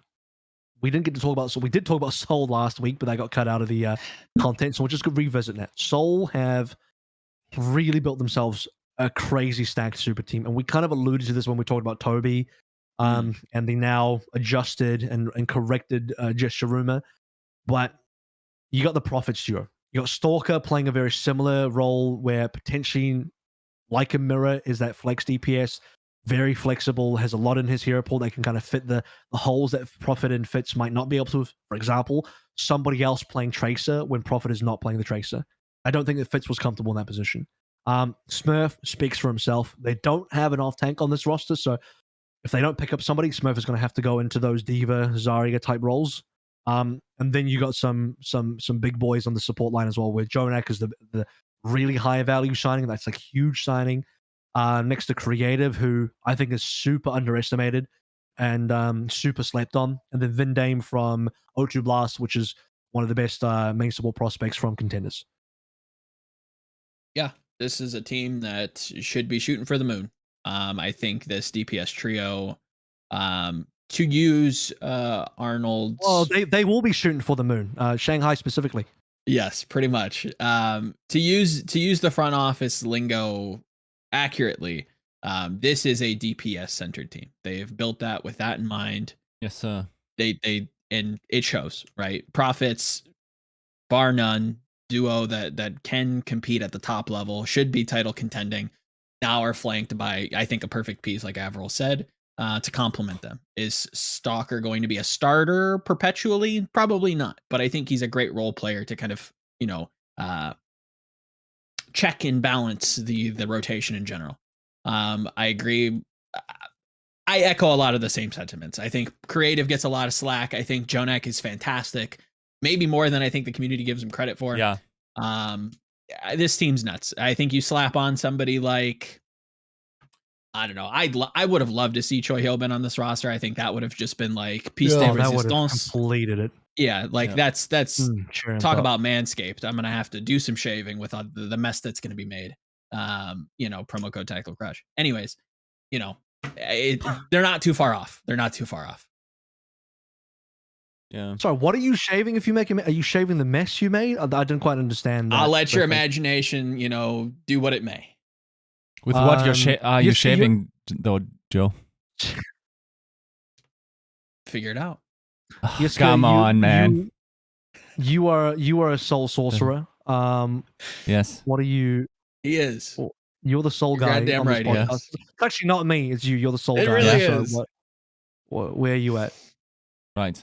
Well, you must be sorcerers are good. Warlocks are bad. Hence why. Sure. I think it will be very interesting to see what kind of off tank they're getting. Right. That's still one of the question marks. What if they don't? And that's sort of what they sort of kind of hinted at a little bit with their signings. They're talking about this strategy. I'm not sure I see an extraordinary strategy outside of if they were to not sign an off tank, because everything else is pretty ordinary, right? Other than maybe would the extraordinary strategy refer to Tobi? I'm not sure. But I mean, I could see how, for instance, someone like Prophet would then be able to be flexible on the tank role as well. I don't see why you couldn't do something akin to a two-way player that we don't know if the flex tanks are going to be good. We don't know if main tanks are going to be good. Yeah. But we know that Smurf is a good player throughout the course of the history of the game. I think he's a safer bet than taking somebody like 2U and putting him on a two-way and saying, look, if Diva's good, we bring you in. If it's not, you have a space on contenders. Great job. Yeah. You know, there's ways to make this complete. You just reminded me, so because this is the I had a whole thing last week that you missed out on about 2U, and you just reminded me about him. I actually think 2U would be ideal for this roster in a way, because Seoul loved to bring in people from their own system, Gen G academy teams. They had more academy teams than that. Gen G itself, which is their academy team, had academy teams of its own. So they have a long system of players progressing through. Anyway, I think 2U didn't get a fair shake this season, and potentially looked worse than he was. I think he was maybe a bit of a victim to the circumstance of the entire Seoul machine, rather than because I when I've talked to some people that have really identified his off-tank gameplay, Diva in particular, he's very, very good on. But even then, beyond that, I think he's someone that kind of fits the bill for a team like Seoul, and that do you really need... I mean, if you want to be super greedy, you want a Choi level player, sure, but I'm going to be real. I think Smurf starts on this team 90% of the time. Yeah, figured. So whoever you get on the off-tank, most likely might end up just being a bench anyway. And I think 2U, much like a Stalker, is probably someone that sits behind the Prophets and Smurf line in general. And, you just need someone to complement the hero pools. And 2U is already someone that existed in Seoul. I think he deserves a second shot, because I think he's kind of underrated. And he looked worse than he actually was this season. I'm willing to give him that to go with. I'll give him that second shout. But I can't think of too many other off tanks unless you want to start digging into contenders, which I don't hate. I don't mind if they start doing that. I can't remember if Cleston's been picked up yet, but that's someone that comes to mind. That's from T1, so that you'd be looking at Philly's academy there. Yeah. But there's not, to me, as someone that's cast a career for 2 years now, there's not to me somebody in a contender's career that is yo, you got to get this guy, or you're you're missing out. There's no proper or even MN3 or Stalker level prospect on that off tank out of Contender's career. Nobody jumps out at me. Yeah. Yep. No. Yeah, I think that would be an interesting dynamic as to how this this roster functions. But I think what you're saying is pretty plausible, that we're just going to see something else. The thing that would be interesting is if the supports have some say in the tank role or something like this. But it's very unlikely. What do you mean? Saying who they sign? No, say in maybe they pick up 1 or 2 heroes out of that pool. But it wouldn't make too much sense, right? Not really, but I if there was ever a time to do something as goofy as that, it'd probably be with Overwatch 2. Yeah. To be fair, like there will be a lot of new like rules being introduced. We will have to revamp our language and how we think about the game. Ooh, and that's needed. Yeah. And I think there's a potential there for some experimentation. And once again, like it's hard to not feel that the next season won't matter as much in relative sense as other seasons, because this is much more of a crapshoot than any other season. So might as well. It's because asterixing the season. I mean, we got to go back to the old, 3 years in the golden age. We're we got to go back, right? That's something that Yiska kind of made mention early on. That year 3 is where we really start going. I think it's a reset in that same way. And I think that could reset some careers, right? Where you start to see people like a DPS player maybe role swap into tank and find a lot of success. Yeah. Not just, occasional Zarya play here or there, but like a full-on checkmate move over. I'm not saying he will, but, using him as an example. That would be Hydration. Hydration's the only one I can think of. Can you imagine just like some superstar player, like someone, let's say Violet legit says, you know what, fuck support, I'm just going to be DPS in Overwatch 2 full time? Or well, he can't be, because what? I'll let you finish your thought, and then I'll move us on. Yeah, I think that people probably do well to think outside the box in terms of what teams are doing in their signing, because there is a lot of room to be adventurous with your systems in this completely new game. Yeah. So, you mentioned Violet. It's perfect time to move over to the San Francisco Shock as well. The reason why Violet is probably unlikely to be role swapping to DPS is because the rumors have been confirmed, as most of them have been so far. I think almost all of them have been so far. So Halo's been doing pretty good with this spreadsheet in the offseason. Is Kilo, Proper, and Finn have been officially confirmed to the San Francisco Shock. And when you got Proper in your team, I mean, Violet just like, you know what? I might just stay on support. So I might just go tank. Kind of mentioned, well, Super doesn't have a teammate right now in the tank position. Yeah. Currently, I believe, correct me if I'm wrong, but Shock have exactly 5 players, so they will meet the minimum for the January deadline with 5 players, 2 DPS, 1 tank, 2 supports. They can literally hop into a 5v5 game now and have a team ready to go. But the greater point is the Proper / O2 Blast super rookie kind of race to see who's going to sign him, and a potential even, what is it? I guess a salary. How am I just losing the term? It's on the tip of my tongue. Cap?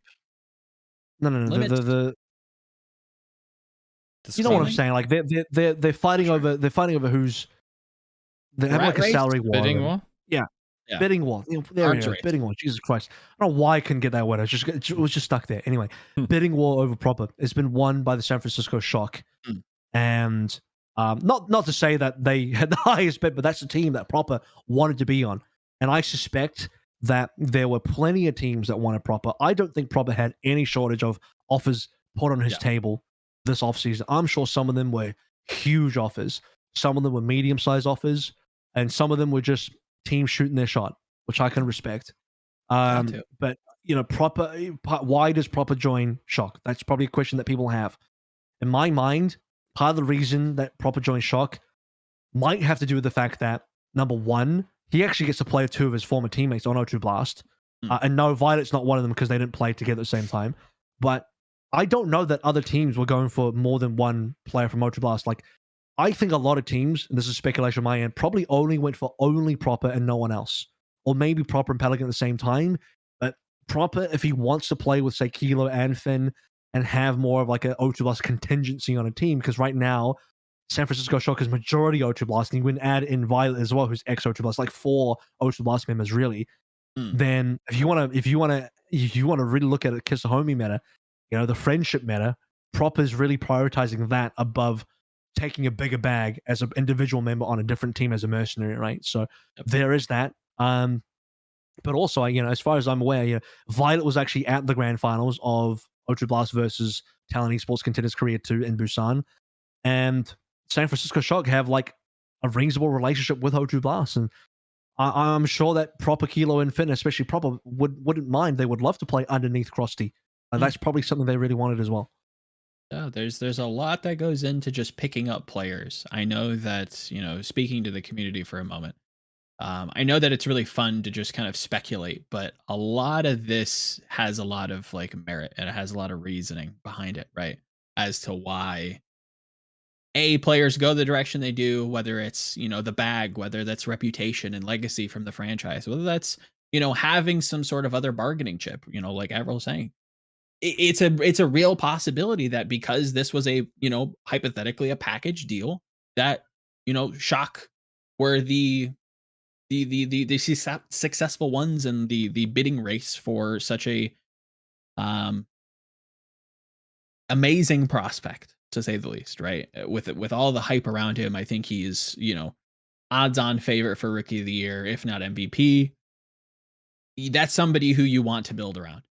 And it's, it's no surprise to me that the Shock are, well, I shouldn't say no surprise, but it feels very Shock to do something like that. I also appreciate like the little piece of content, kind of putting Violet as like this mastermind, trying to bring them over, giving this narrative performance. I thought that was kind of cute. Really, really well done there. How is this not like an early, top seed in terms of any kind of power rankings when you have, again, somebody who's topping all kinds of, award lists, playing with his former team that is also equally as successful, maybe not as good, but equally as successful. Then you have Super and Violet. Like, come on. Yep, Super's back. They got Super back. They're game sharking. Which means it's a mixed roster. They haven't gone full Korean. Yeah. It's a mixed roster. Now, the one thing I will say is Proper, Kilo, and Finn haven't played on mixed rosters before. This is their first mixed roster. True. So I'm not going to just say I have high expectations for all these players because they were fantastic, but it'll be their first time playing on a non-Korean team outside of Korea with Western players and different locales. I don't know if that's going to affect them at all. I'm sure if they're good enough players, it won't. But yeah, I mean, we all know Super's great. I'm sure Shock might look for more backups. Maybe they get an off tank. Maybe they get one more DPS, one more support plants. Not entirely clear, but the base 5 players is looking damn strong. Like I'm liking every single player I see here. And before anyone says like, why get Kilo over a Mera? Why get Kilo when he wasn't even playing much in the grand finals and he didn't look that good? I'm like, well, it wasn't his meta. He's more of a hard. He's like an Arn's replacement on this team, if anything. Right? He's the Glister Arn's replacement. He's like a hard hit scan player for the most part. He didn't have a good meta at the end of the season, just like Arns didn't have a good meta because it just wasn't a Widowmaker based meta. So I mean, yeah, Kilo wasn't going to get a lot of game time, and he wasn't going to look great because it's just not his hero pool. But other than that, I like everything I see here. I think all 5 players are fantastic. Yeah, I think this. Have they won the offseason? With a move like that, you got to put them ahead. Is it Shock versus Seoul for off-season wins? Who's won harder, Shock or Seoul? Or is there another team that enters the conversation? Does Gladiators enter that conversation as winning heavily in the off-season? That's also another one, I guess, yeah. Because they got, we talk about Arns not being on shock anymore. Guess who has them? LA Gladiators have them.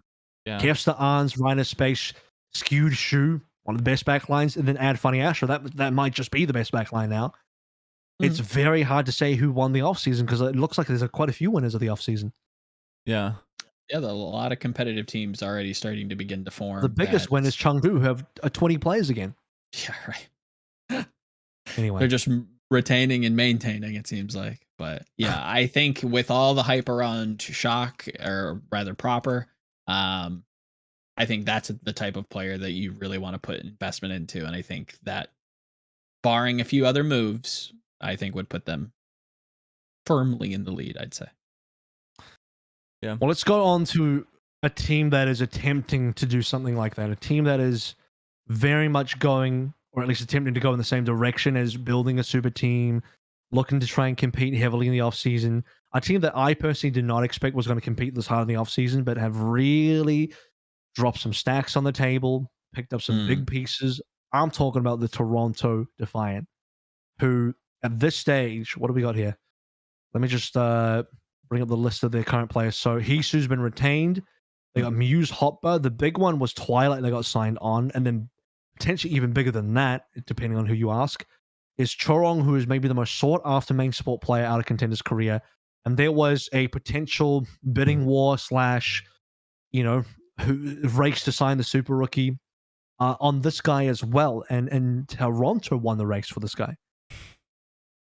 Yeah, that for silly money. For silly money. That's some resources I didn't think anybody was willing to spend. But here we are. I genuinely can't remember how bullish I was on this team last week. I think I was cautiously optimistic, but after sitting with it and seeing more of the tank line being built out, I'm a little skeptical now. I'd like to see them. They're gonna have to burn a lot of that same resource on this DPS line. And I don't know if these other signings are a signal to the public that they can't get some of their shortlist players when it comes to DPS. So they're having to settle for, trying to mitigate that by picking up, higher rated tanks. I'm a little skeptical now. Yeah. Because they don't have DPSs other than Hisu so far. Exactly. That's kind of what they're missing. I don't know. Like, this team, I know people don't, like, if you look pound for pound from the roster that they had in the end of the season, then yes, there's a ton of upgrades here, right? But if you compare it to the season start and the perceived quality of those pickups then this is not significantly improved, in my mind. So, starts with the tank position. You have a main tank that's covering the roles, but we already established that it's not a great Rhine, who I assume might see a lot of play in Overwatch 2. Like, Hotbar is a solid performer, but not a great one, and certainly not one that, like, should be on the team that you're trying to create in order to win the league. Hisu is like a tier 1.5 DPS, like a good guy, not a great guy, sort of like a BQB type player. Sure. I think Twilight certainly is still pretty close to top level. And then Chorong, like, in a role that notoriously is currently being, like, devalued in people's minds, as they think that true flex support is likely going to be very important into Overwatch 2, and also the requirements that even main support heroes might be molded into through Overwatch 2, because the idea is to also make supports, once again, interesting, because otherwise they would become the bottleneck in the queues, would then sort of suggest that they should be becoming more fun, and a way to do that is also to make the support meta fun by, for instance, erasing main support, like a large main support pool that forgoes mechanical requirements where satisfaction might come from. So whatever you think about that reasoning, I think it's pretty sound, and overall across the league, considered a must to have 2 flex supports at least, right? Mm-hmm. To churn out for someone like Charong in that position is a weird one, and it feels like a move you might make if you're already feeling bad about having missed on your first and second choices on the DPS role. And a lot will come down to who they can recruit on those DPS heroes. As far as I'm aware, nobody is rumored. I heavily assume that like players that they want to stay full Korean, and they're like, for instance, an XC comes to mind. Maybe for who else? Like maybe like an Alpha Yi could be someone who you might be looking at. And then it gets thin, in my opinion. Like if you need flex DPS. Yeah. So what are you doing if you're a Toronto Defiant currently in your position in the transfer market? All the Toronto fans like get Aspire back, but no, it's going to be a full Korean roster. And this is my opportunity to give Yiska some space to make Discord group jokes again. But if you want to continue that, No. Okay. No. We'll save that. We'll save that for episode 200, I think. Yeah, like by the way, weird. You like brought up. You're like, oh yes, if they missed out on their first and second choice for DPS, oh, you might as well drop a bag on the main support then. Yeah, that's a logical thing to do. It seems like so strange. It's like, yeah. If I don't get my DPS picks, I'm just gonna pay a lot of money for a main support. Is what that's about. Yeah. As so Adam Adamu Grayson had publicly tweeted that with Chorong joining the team, he was actually signed through to 2024, which I believe is a 2+1 or something of that, like that, something in that regard. So yeah, like Chorong's on this team for like a long ass time, if anything. It's potentially a pretty big win for Chorong because you're not wrong. Like, I mean, you're not wrong about Chorong because main supports are not as heavily sought after. I mean, Shock don't have a main support yet. Mayhem are still working on that as well. Most teams are kind of working on locking down some heavy hitter flex supports, and maybe 2 of them first. Obviously, they already got Twilight on Toronto, so they got 1 out of those things, 2 options down. Possibly Toronto can roll swap over to flex support. I wouldn't be surprised. But the biggest holes in DPS, and I don't know, how do you guys feel about the tank line? Like, are you okay with Muse Hopper? no. Do you need heavy hitters on the tank? Because I'll be real, it doesn't excite me, but I don't hate it. I think it's a good tank line. But is there anything wrong with this? Is this like a weakness as a whole? I'm not too sure yet. I think until you see the DPS, I don't even know if Muse Hopper is a whole. I think it's a reasonable tank line. Yeah, I think it's fine. Blue collar working man's tank line. Yeah, and that's where it's like I need to see some like big hitters at DPS that I think there are some remainders to kind of scrap together, but if those aren't strong, I'm still pretty skeptical. I'm not selling everything just yet because I do put a lot of faith into Twilight. I do like what I've heard and seen out of Chorong. I think Muse has his heroes. Hisu has a role in this team, but they need some weapons. Seriously. They need some more weapons to support this team because that tank line isn't going to do it. Maybe the supports can. Hisu can if you give them the right meta. Just steal more players from Philly because it seems like this is, I don't want to call it the Philly retirement home, but it seems like this is that like Guadalajara. This is what was it? This is the you escape from Texas, you go to Mexico, and this is the Mexico. Toronto Defiant is the Mexico to Philly Fusion. Everyone who escapes Philly just ends up here for some reason. So they're just taking all these Philly players. At some point, Toronto just becomes more Philly than Philly is. They got the KDG Hisu there. They got who they had next. They got the Hotbar in there as well. Just add a couple more pieces, and you're basically there. So they had Sato last year. I mean, you can see the inspirations but there's not a lot of options left, and they're not going to go back to Logix or Aspire. Yeah. I don't think Neist is really a strong enough player. You'd Yeah. have to be desperate to go back to Neist. So just steal Carpe, I guess. No, I don't know. Yeah, I like the Alfie pickup, and then maybe landing another kind of like tracer hit scan, and leaving Kisu to do like the Sombra Widow, dedicated stuff. I think might be their best bet, but even then, it's tight. It's tight. They have to start making moves. If they don't, if they don't start announcing things, as time goes on without an announcement, and when it comes to DPS, I'm more concerned. But is there still a strong roster right now? You got to stay on paper. It's still Yeah. a pretty. You can't be down about this. You can't be, oh man, this is like a bottom 10 roster. Not at all. Wouldn't Right? It's still like upper. It's there. like it's got to be up there. Yeah, it's upper middle.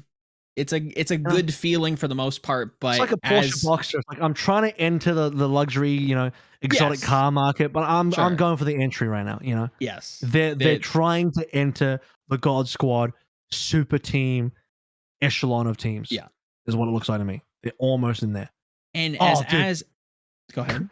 Eric just mentioned like EQ or like Rascal or somebody. I'm like, yeah, just keep going for the Philly plays. Keep taking the Philly plays. If Rascal wanted to, I genuinely would be interested to see what he could do in Overwatch 2. That aside, yeah, I like what I see out of Toronto thus far. My skepticism lie within the DPS and what everybody else in the league is doing. As more teams start to make announcements like Proper, like what Glads are doing, they're starting to get, encroached on, and it's not looking safe to see, Toronto consistently hold that like B to A tier ranking. I think if they don't start making moves soon or show me something that instills some confidence, I think they're going to start to dip and go back to like the hard middle pack. I'm cautiously optimistic. I'll leave it at that. I think they got a good start, but they need a strong finish. Otherwise, it'll be like it'll be one of those nearly there kind of rosters. Like, oh, it's nearly there, but not quite. Yep. So cautiously optimistic is where I'll land for that one. Pretty happy with Toronto. So why don't we go on to one of the more interesting pickups? Dare I say the most interesting pickup and probably the most shocking pickup of all. True, Striker back to Boston. What is going on here? Because in my mind, despite this being like probably the most obvious pickup in some cases, when Boston were heavily rumored, like teasing like a huge pickup, and then Halo's like, oh, someone's returning home. In my mind, I'm like, well, it has to be Striker. But also in my mind, I'm like, it can't be Striker because Huck and Striker do not get along. Those two would just tear each other apart. Like, can they even be in the same room? Are they allowed to talk to each other? Can they be left alone, or are they going to get into a scrap? Like, I don't think this can work. So I wrote Striker off. I'm like, it can't be Striker. And then it was Striker. But now my only question is like, well, what does this mean? Do they have to put up a divider between Huck and Striker in the room at the same time? Like, are they allowed to, meet each other's gaze in the hallway? Like, what's going to happen? It seems like unless something's fixed there, unless there's like, I don't know, someone's buried the hatchet, it seems like such a strange return. Like, I never would have expected Striker to ever return back to Boston, considering all the season 1 drama that went down. Yeah, agreed, 100%. And as more things have come to light, I think it's kind of interesting to look at that history in retrospective to where Boston is now. Without saying too much of what we ended up recording this weekend, hint, hint, nudge, nudge.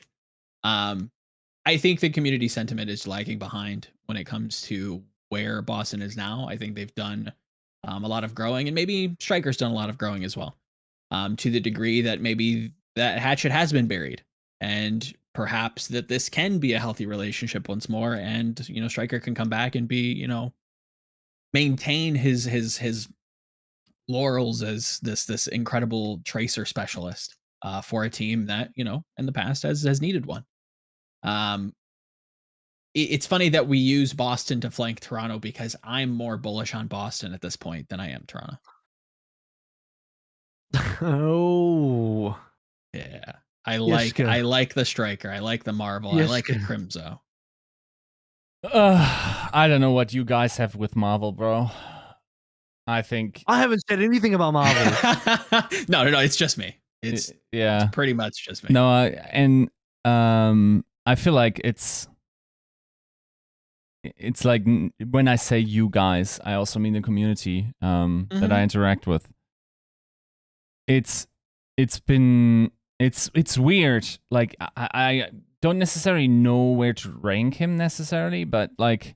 And you're speaking about Marvel specifically. Yes, Marvel specifically, where it's like, I don't like, just because this dude also has played like a couple of off tanks, like not even that well. How much is he even qualified to do that?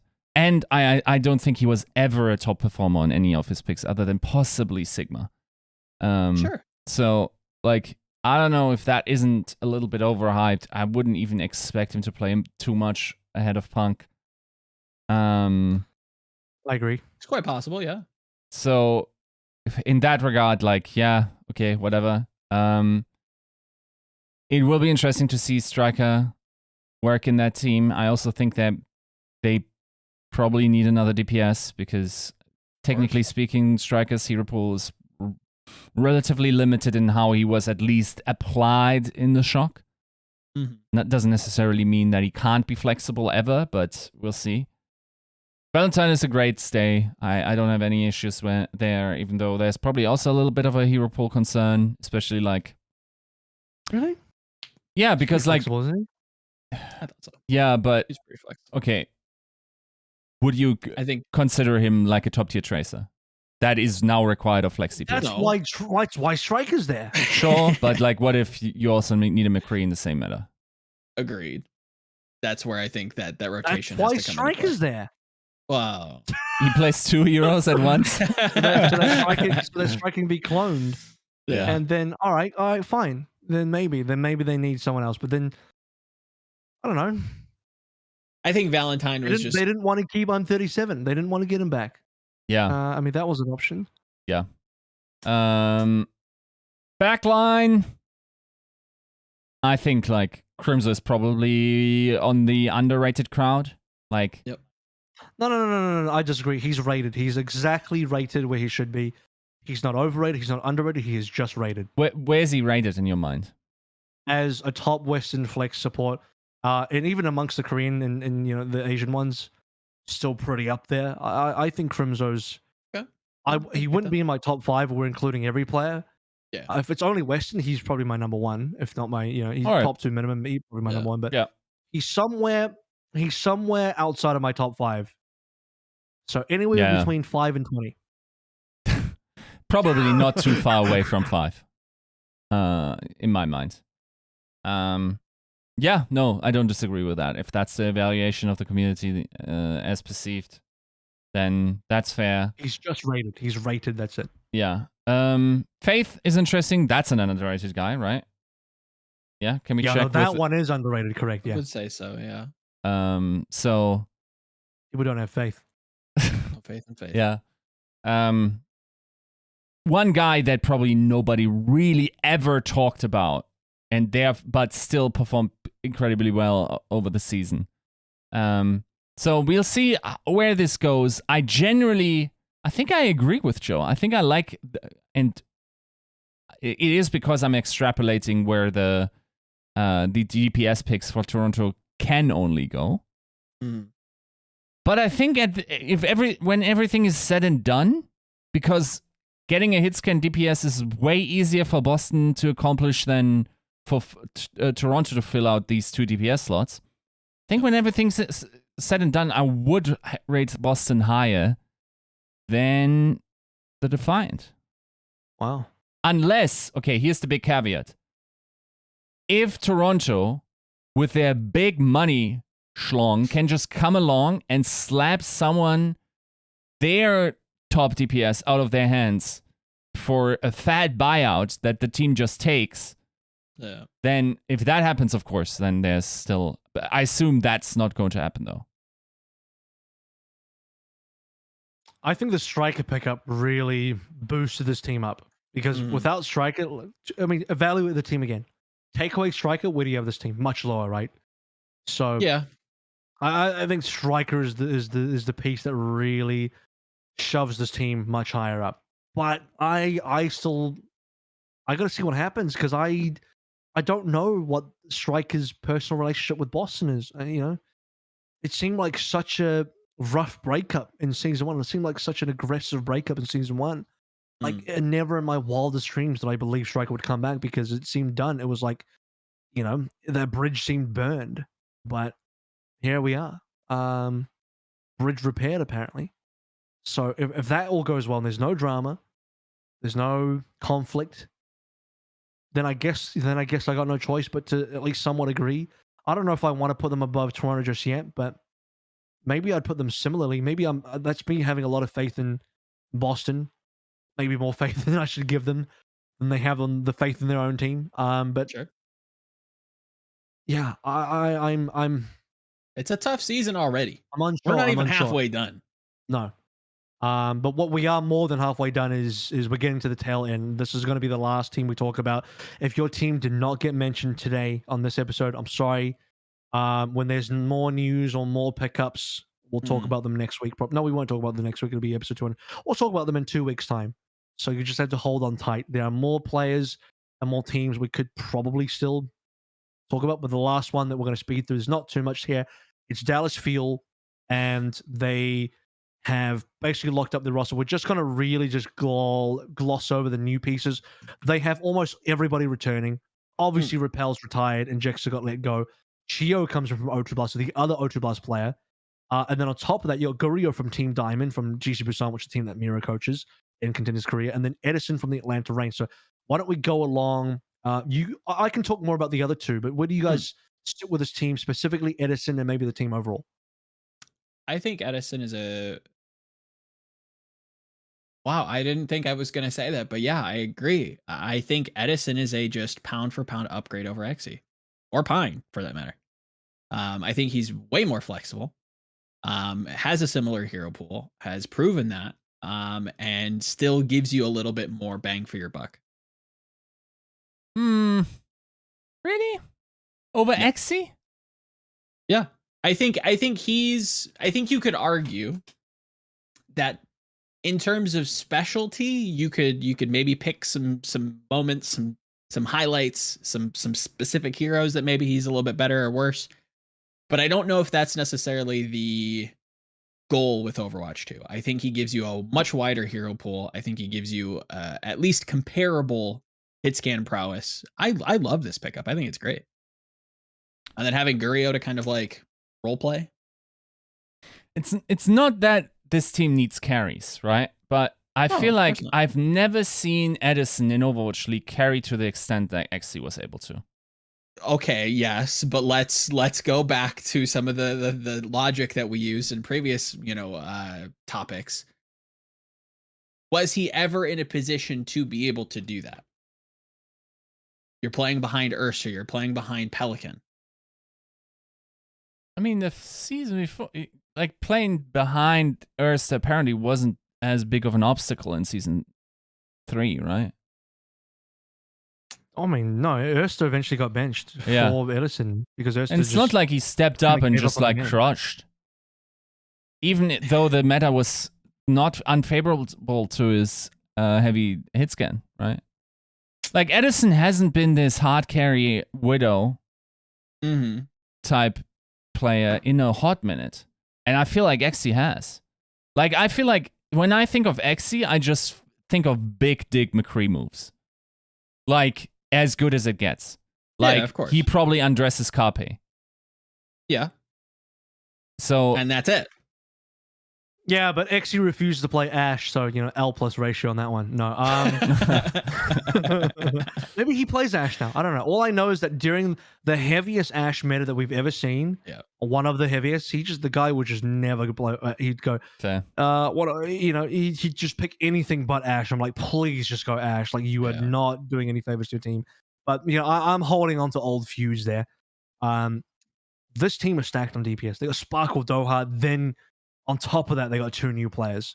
So I don't think they're going to struggle with really having the flexibility to make everything work. I mean, this almost seems like an overcorrection. Like Fuel was a team that was so lacking in hit scan, they overcorrected in the offseason. But you know, we should get two.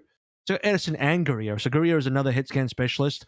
And you can really hedge your bets on this DPS line because if anybody doesn't work, they got enough backline, they got enough substitutions here to really, really make whatever DPS combination they want to be the one that will get them across the line. So Rush is taking 0 chances here.